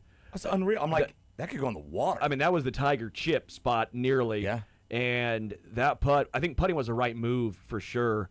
But I mean, heck, on what was it, 12, we saw Justin Rose flub a chip because he was so Yes. scared about going in the water. He went into Mick Schaefer mode. I mean, he was not finding the sweet spot for about 5 straight holes. No, he did because he chunked a wedge. He hit a heel driver, which after the heel driver, he followed with like a toe hook iron. Yeah. He nearly chipped it in, which would have been an incredible birdie, but didn't. I mean, Justin Rose, for like a 4 or 5 hole. And he was parring most of those holes It was to the- where like he had a great opportunity had he just kind of kept it together. The opposite of Russell Henley, where Henley was striking everything, couldn't make the putt. Justin Rose. That's how it works in golf, right? There's a lot of ways to get to a par or a bogey, right? And It's like, man, this guy has a great chance at Eagle, and he taps in for par. Like, what 3 putt. the hell? I will say there's been happened? some talk of why didn't Augusta make it more difficult? Because this was the chance this year with no rain to make it extremely hard. Not every year, right? You don't want to necessarily make it every year just this grind, this slog. You want to see some greatness, if you will. And I think that we found that Augusta wants to see the winner around 10 to 12 under. Because we've seen that now. There's been a trend for the past few years of 10 to 12. The only outlier is really Dustin Johnson year, the COVID year, when it was wet and when it was in the fall. Yeah. So it was a lot different conditions. I do think there's something with Augusta saying, hey, we want to make it hard, but we're not going to, even with the conditions allowing us to do what we want. Yeah. We still want to see around that 10 to 12 range. I wish 17 and 18 were a bit easier to where like there's a way to catch up at the end, right? A lot of these courses you see, like was it last week or 2 weeks ago, it was probably a 480 par 5, not that far, maybe, but it's close at the on 18, and eagle putts are capable. So like you can have more drama. Then nobody birdied 17 yesterday, and it's almost impossible to birdie 18 too. It's a tough hole. Yeah. I think Sergio disagrees with you, Sterling, about how tough the course was. I think. By the way, he thought it was Sergio. tough enough. I saw the clip. You talking about the clip where he's just slamming his driver, smashes his driver, Dude, breaks it. uncouth, by the way, taking for any course, gouging like it's a local muni, Well, gouging chunk. the chunk of the tee box. And by the way, it looked like a good drive. By the way, it looked like straight. Maybe I didn't see it right, but the tracer had to go straight. He's early in the round.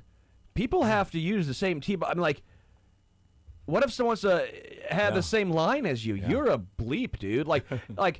For all the talk of Sergio and the complaints that this has been going for 20 years, I didn't even know he was in the tournament until I saw that clip. It's a good point. So he made the cut, I guess. Yeah, it's a good point. But he did get a warning, though. It's good. They did verbally warn him, like, "Hey, Sergio, don't do that. Yeah, it's just a bad look, man." Now, don't worry, CBS missed it, so they did not get the shot of you smashing your club because they were showing trees or something. Actually, you know what? They were actually showing the rooting party for Rory.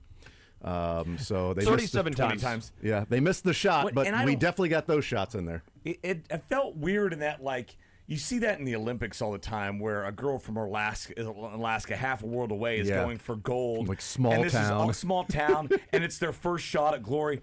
Rory's one of the greatest golfers ever. Do they really get around and watch his tournaments It's his all the second time? match. He won last This year. guy's got a grand slam already. And also, we're in America. This is not the Open. This is the Masters. Show me Scotty's family. Show me Russell Henley's family. You know what I want Show him to me do? Cam Young's family. I don't need to see Scheffler's- Rory's. They're not gathering together. Like, yeah, he's done this lots of times before. Yeah, they're just show them like her just eating dinner. Like they're Show just me having random dinner. Colin Morikawa's doctor helping fix his back. Yeah, dude, I want him to show random things. Like, what if on the 18th Rory hits a big shot and they cut to power and light and nobody's there, and it's like, oh darn it, they do this at this is the place for the World Cup. People loved it. Then they go to like the Milwaukee Bucks outside area that was packed for the NBA finals, and then there's like nobody there, just random people walking.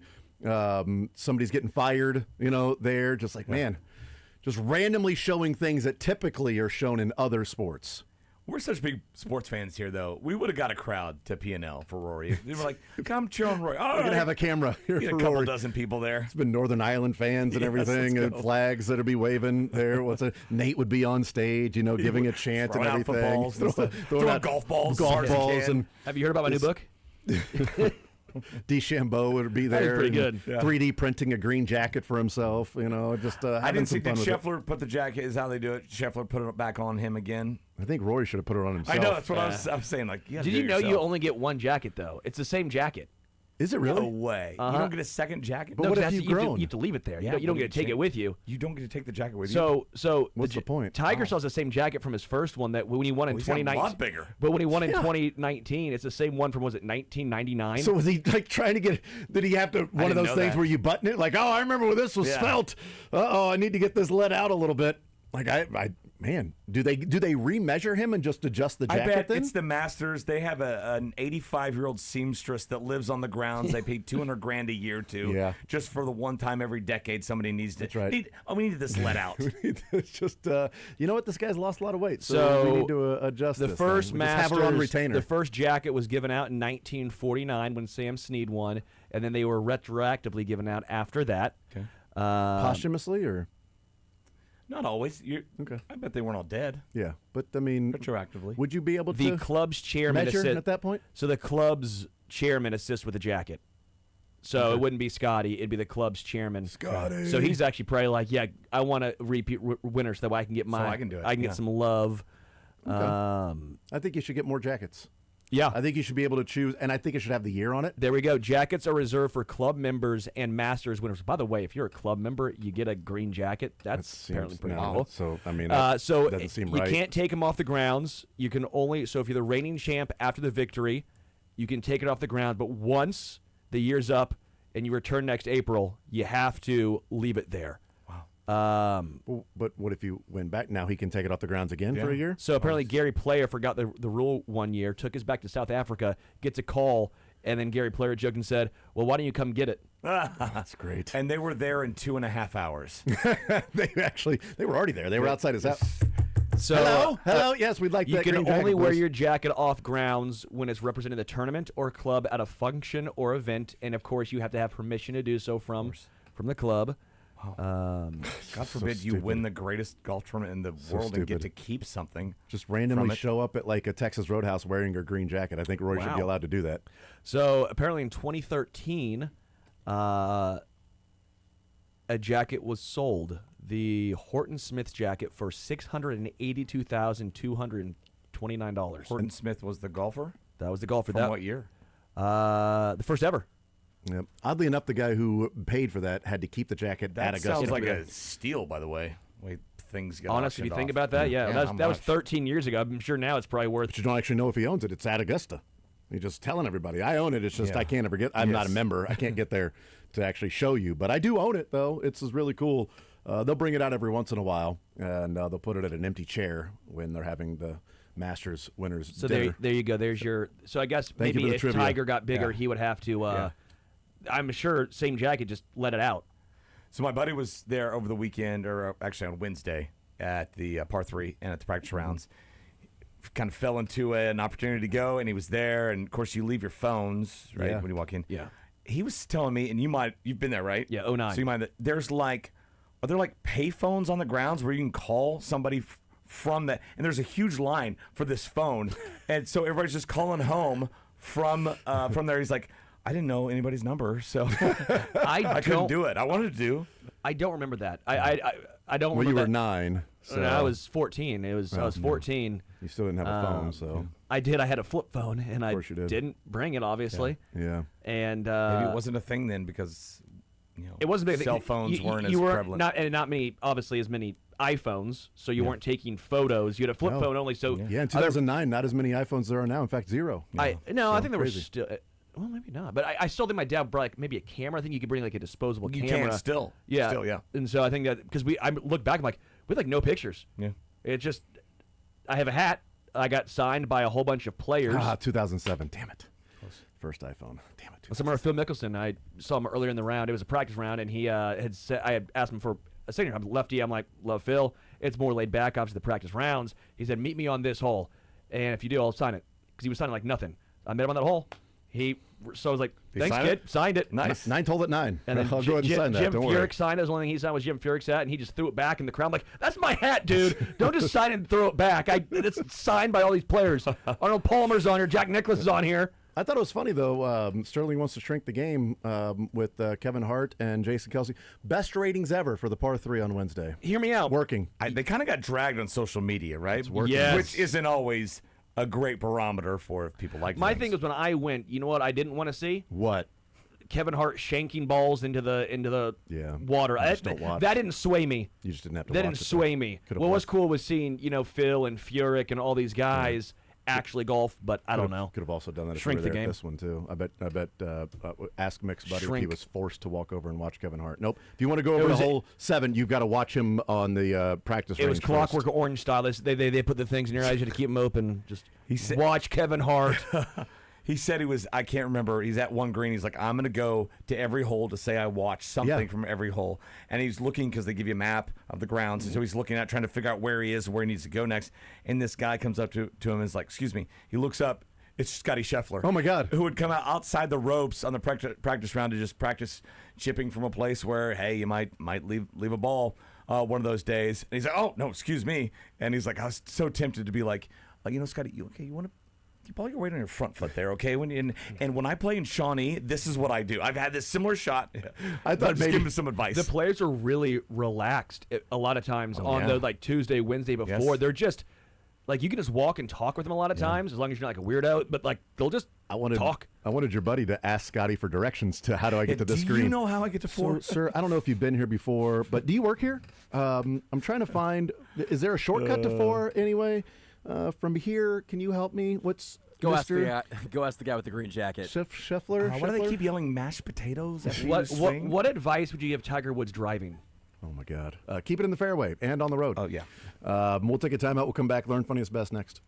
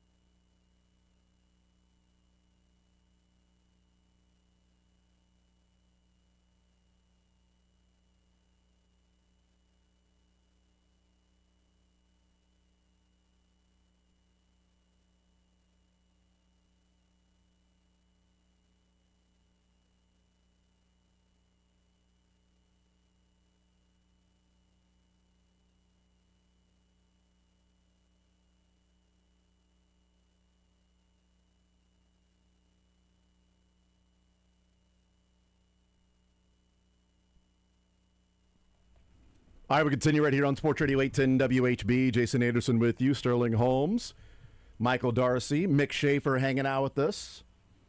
Presented by Advent Health Sports Park at Blue Hawk.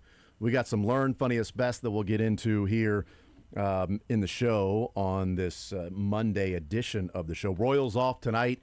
They get ready for a 3-game set against the Detroit Tigers starting tomorrow. And then 3 in New York against, as in on the road, not home, but on the road in Detroit against the Tigers, and then 3 in New York. They do not face off against Skubal in the series against Detroit, so that's a big break. Which they would have means, ended up with negative runs. yes, somehow. can you actually get 0 runs going up against Skubal? So they avoid him, so that means they should at least score maybe 3 runs in the series. That'd be cool. Be nice if they did. They scored all of 9 against the White Sox in 4 games. Why can't they score at least 3 against the Tigers in 3 games? I don't see why you couldn't. They had 4 through 3 games. Yeah, somehow have won 2 of them. And if you strategically spread it out, like 2 in one game and 1 in the other, you could win 2 or 3, or maybe 1-1-1, and you have 3 shutouts. You could sweep the Tigers by only scoring 3 runs. That's possible, Sterling. If you score 3 runs, it is actually possible to sweep the Tigers by scoring 3 runs in the entire series. Did you know that? It's a true story. True story. Let's get into Learn Funniest Best. I got a couple learns, and I don't care what you guys say about it, okay? I'll give you my first learned while Michael gets my second learned rolling. My first learned is that I learned that I was wrong about Kevin O'Connell, head coach of the Minnesota Vikings, doppelganger. So we were at home field over the weekend playing in a tournament. It was yesterday. So I'm walking out, heading to the car. There's a guy walking in a light vest and a blue hat, sort of keeping his head down. And I walk by him, and I'm like, God, that is Kevin O'Connell's doppelganger. That looks just like Kevin O'Connell. About an hour later, my son comes up to me and goes, Dad, we just took a picture with the Minnesota Vikings head football coach. He was there? Said, what? Said, no way. That's Kevin O'Connell. Why is he here? So his son plays for a baseball team that was in town playing in the tournament. Yeah. So he was there at the tournament. I'm like, I do wonder how many people, like, I wish I would have said, anybody tell you look like Kevin O'Connell? But we were just walking by each other. I'm like, God, that looks just like him. Oh, well, must be a doppelganger. No, he was in town. It's my first learned. My second learned, nice. Sterling, is, sorry, I was actually fast and loose with the rules. I was actually just, I guess I was actually just buying time for Michael. So fast and loose in the rules. I was just buying time. Okay, so delayed long enough. Can't buy time. What I actually learned is, and it's just a reaffirming of how unbelievably precise NASA is. So on the Artemis 2's mission return home and splash timing, they put out the how the day was going to go a couple of days ago in the morning. And it was going to be splashed down at 7:07 Central Time, Houston time. So you've got the module separation. They have to do the 8-second burn to recorrect, entry interface of the atmosphere, deploying the parachutes, going from 33 times the speed of sound to 19 miles per hour at splashdown. And all this a week in advance is scheduled to take place splashdown at 7:07 Central Time. Michael? Michael? The computer is not working. Oh, so it took that long for the computer to not work? I was buying time. You can't buy time. I was trying Have you to. turned it off and turned it back on yet? I got a thumbs up, like right at the end of that Kevin O'Connell story too. Part of the story was the. So what time were they supposed to splash down? So this whole thing was planned for 7:07 Central Time. But that would also be 8:07 Eastern Time. You got it? Integrity, splashdown, sending post-landing command now. Splashdown confirmed. Copy splashdown, waiting on VLDR. Splashdown confirmed at 7:07 p.m. Central Time. A week in advance. 5:07 p.m. Pacific Time. You can stop. A week in advance was splashdown was going to be at 7:07. All of that has to happen, and they splashed down at 7:07. They used to figure that out without computers, too. Like, it is unbelievable. Like, I know they're incredibly smart and all of those things. They've got the smartest people working on it, but it's still unbelievable that you've got this entire planning a week in advance, and 7:07 is when they're going to splash down. And they splash down at 7:07. What do you do when you come back? Like, think about it. Like you're like, I just saw things that no one has ever seen. Not Is your many people. mind? Other people have. There's a lot of people that have seen the Hollywood. Well, I guess Backside of the Studios. Moon. We haven't seen Dark Side of the Moon. Have That we? well, Pink Floyd did when they probably were Yes, that's maybe right, on yeah. something allegedly. But like There are plenty of people that have seen they Hollywood were Studios the before. Come on, they were the farthest from Earth in human history. Yeah, 252,756 miles. Like, do you? I mean, it's like shit. Like, how does your mind react? Like, all of a sudden you get back and be like, well, this is boring. Now what? Jules Verne was right. Although you're splashing down in the middle of the ocean too. That's might be the scariest part. That of it. actually might be the most terrifying part. Is like, oh man, that is crazy. Like, But don't worry, it's all set up to the minute. You got 60-second frame to splash down, and unbelievable. When I was a kid, my dad and my grandma and I went to White Sands, New Mexico, to see one of the space shuttles land, and we never did because there was this huge dust storm that kicked up. My grandma and I got lost in this huge parking lot, which was basically in the desert, and we couldn't see hand in front of face. I remember I don't know, 6 or 7, and this family had a camper, and they're like, "Hey, come on in our camper, strangers." And we're like, "Okay." And they had iced tea and ham sandwiches for us. And my dad took an hour for my dad to find us. He was like knocking on every door, finally found us. Why didn't he just and call then your cell we phone? we stayed the night in my parents' Cadillac because Nice. there was no hotel room, and never saw a space shuttle. Long story long. But it's a good story that you have. What'd you learn from the weekend, Sterling? wow, that's cool. I'm looking at photographs by Cool. Hao Chong Lee again went triple, quintuple, birdie in a 3-hole stretch, and He needed 7 more birdies to make up for those 2 holes. Almost. I think my favorite part is where he's actually standing looking for his ball after his tee shot on 13. I didn't know that includes Augusta's grounds. That looks like he is somewhere else. He's on the road. He might be in Atlanta where his tee shot was. Hits it, goes straight backwards after it hits a tree. Has to do it again. Finally gets on the green after like 6 shots. Let me see how long it took. His 7th shot gets on the green. Okay, finally, we're here. We can putt. No, you can't. You putted it into the water. You putt into the water. How long did it take them to play that hole? Oh, You know? I don't have a minute. I don't have a time 7:07 is when he finally got done with that hole. Was 7:07. It's crazy that was the case. Yeah, but he found up. Good for him for birdieing the next hole after that. Just 14, right? Yeah, way to bounce back. Yeah. Absolutely. Exactly a birdie hole. What'd you learn, Mick? I learned, all right, if you're going to take a slightly stolen Uber, right? Okay, yep. In Stillwater, our Airbnb this weekend was a long way, like 20 miles outside town, and nobody wanted to take us. And so there was an Uber that came up finally, and we were pretty sure it wasn't ours. So I got in, negotiated while we were driving with him. Okay, this might not be ours, but we have cash here, and it worked. But if you're going to take a slightly stolen Uber, don't leave your wallet in the car. Because there's no record of that. Oh, that's when right. They go dark on Uber, and you don't get the guy's name or you? his. Wasn't mine. Oh, thank God. Yeah. So yeah, that was that's rough.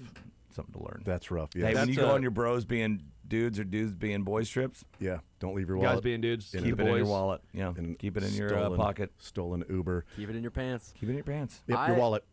I learned this is a fact from Jake Eisenberg that when Noah Cameron and Carter Jensen took the field yesterday, it was the first time that they were a battery at Kauffman Stadium, but it was the first all-Missouri-born battery for the Royals in Kansas City since June 10th of 1979 with Steve Mingori and Darryl Porter. That's awesome. Nice. Who's the pitcher? Steve Mingori. I don't know him. No Darryl Porter. You basically, the biggest deal is you gotta have a catcher from Missouri. From Missouri, yeah, tons of pitchers can go through, but not too many have they had from Missouri. Yep. Salvi? Yes. Missouri, Venezuela. Yes. Missouri. It's like Nevada. It's right next to Mexico, Missouri. Venezuela, yeah. Missouri. California, Missouri, all in there. those, Yeah. yes. Funniest from the weekend for you, Sterling? Oh, here's a good one from Sleeper. Rory McIlroy has won 2 Masters since the Jets have had their last interception. That's funny. That's really good. That was my funniest. I'm holding Oh, it up right now. Nice. How about that? The funniest for you, Mick? So we went and played my hometown golf course, which is 9 holes, and it's a sand grain golf course, and it's kind of into Oklahoma, a couple miles south of Caldwell. And I got a text from a buddy who was going to meet us to play on Friday. His text said, "Hey, the highway south of town is closed. To get to the course, go a mile east of town, where they have the propane tanks. That road is in good shape unless it rains a lot. I'm like, those so directions. I've lived there 30 years. These are the most callable directions ever. So I text my dad. I'm like, hey, I'm going to need better directions than this. He goes, well, you go down by Miller's across Cindy's Bridge, go a mile west, and then turn south until you hit Osage Road, I believe. Then go back east until you hit the highway and you come out at a crossing where Jerry and Kim live. Next to the propane tanks. Oh, man. The small town directions. 2 miles south of town took us 30 minutes because I just got us lost trying to follow those directions. The small town directions are amazing, whatever the landmarks are that you go off of. Michael, your funniest was was that one? There's also a stat going around from it would be Atlanta's catcher Jonas Heim, who committed 8 errors on the same play, which is an MLB record. Wait. No, that was a joke. 8 errors? Might have been a joke. Should have stuck with your first one. Yeah. Should have stuck with your first one. I saw that too. It was they're being facetious. Jonah Heim committed that many errors? There's only 4 bases to go. It was hyperbolic. It's a snowball fight. But like he having did the have at least 2 on one play. I don't think you have more than 2, can you? Well, I guess each base, I guess. Yeah. How was he? How would he be the one? He would throw it and go get it. I think it was an error by a pass ball, maybe, and then overthrow. It was an overthrow that he threw. And then maybe drops a ball coming to the home plate or something like that. It was bad. My funniest from the weekend was also a joke. It was a picture of Justin Rose, and it said Justin Rose with a chance to win the Masters, and it was him wearing a Bills uniform. And I thought that was funny. A full-on Bills uniform, helmet, and everything for Justin Rose. Chance to win the Masters. That's good. Wears a Bills uniform. Best from the weekend for you, Mick? For me, so my buddy who went to the Masters actually flew to Wichita to be a part of this Caldwell-Stillwater extravaganza. Did he stop at Jim and Kelly's? He did not, but he is in it to win it no matter what's going on, and that is evidenced by he had no idea the morning of what concert he was going to, in what town, in what venue. He thought we were going to Oklahoma City for an indoor concert to see, like, Brooks and Dunn or something like Shania that. Twain. And it was a Stillwater concert in an open football stadium to see all the Red Dirt bands. So, well, yeah, like Turnpike was there, right? You said? Yep, Turnpike, Cross Canadian, Ragweed, Wyatt Flores. Nice. That's awesome. Yeah, I like your hat. I wish, I would have got the invite, but. Yeah, no, we're just not friends. Yeah, I would, but we're not friends. He mainly just reached out to his friends for that one. People that can call him by his first name. Joseph. Michael. My best is a lot of learned this week. Yeah. According to Tommy Lloyd's new contract, there is no longer a Big 12 non-compete in there. Ooh, so he turns down the North Carolina job, allegedly, and signs an extension, but he's waiting for KU. Yeah. So I think that's my best. He's going to be the next KU coach. He doesn't have to answer to the AD anymore, and he no longer has a Big 12 non-compete. My best from the weekend. Things there. My best from the weekend was the Pacers couple at the Knicks game, with the guy talking to her and her going, "They do." What the bleep are you talking about?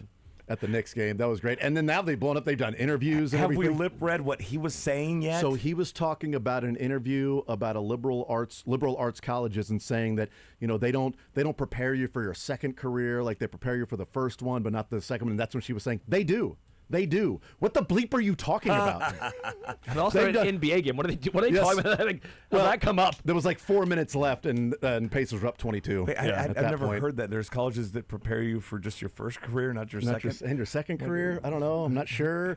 But they've done many interviews now. They seem like a lovely couple. And she's like, yes, he's annoyingly smart. Okay, yes, he's smart, annoyingly smart. And she goes, if you'd have shown us like 5 minutes later, it would have been me talking to him and him going, what are you talking about? She's like, we've been together this long. This is what we do. Funny. Just how we talk. Go ahead, Sterling. So it's early, but Connor Griffin has 164 more career defensive runs saved than Derek Jeter.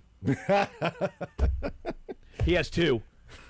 Derek Jeter has minus 162. So holy crap! So Connor Griffin has 164 more career defensive run saves than Derek Jeter. Did you tweet that out? No, the Warmonger, WAR.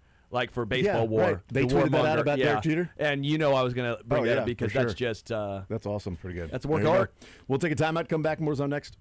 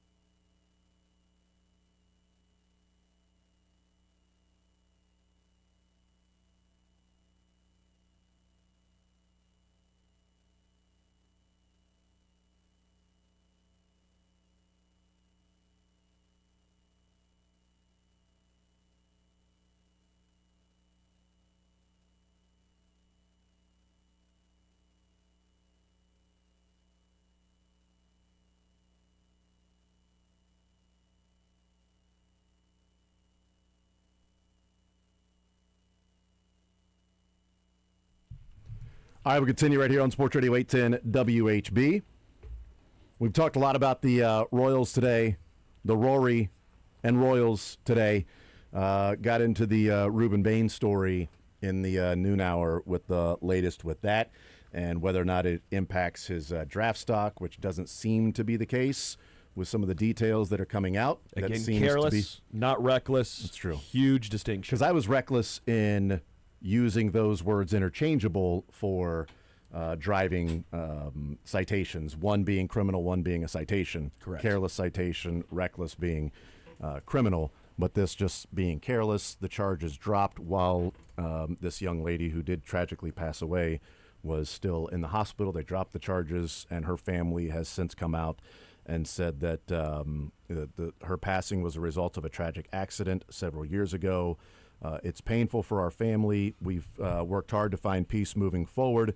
We are not seeking public attention surrounding this tragedy. Respectfully request that our family's privacy be honored.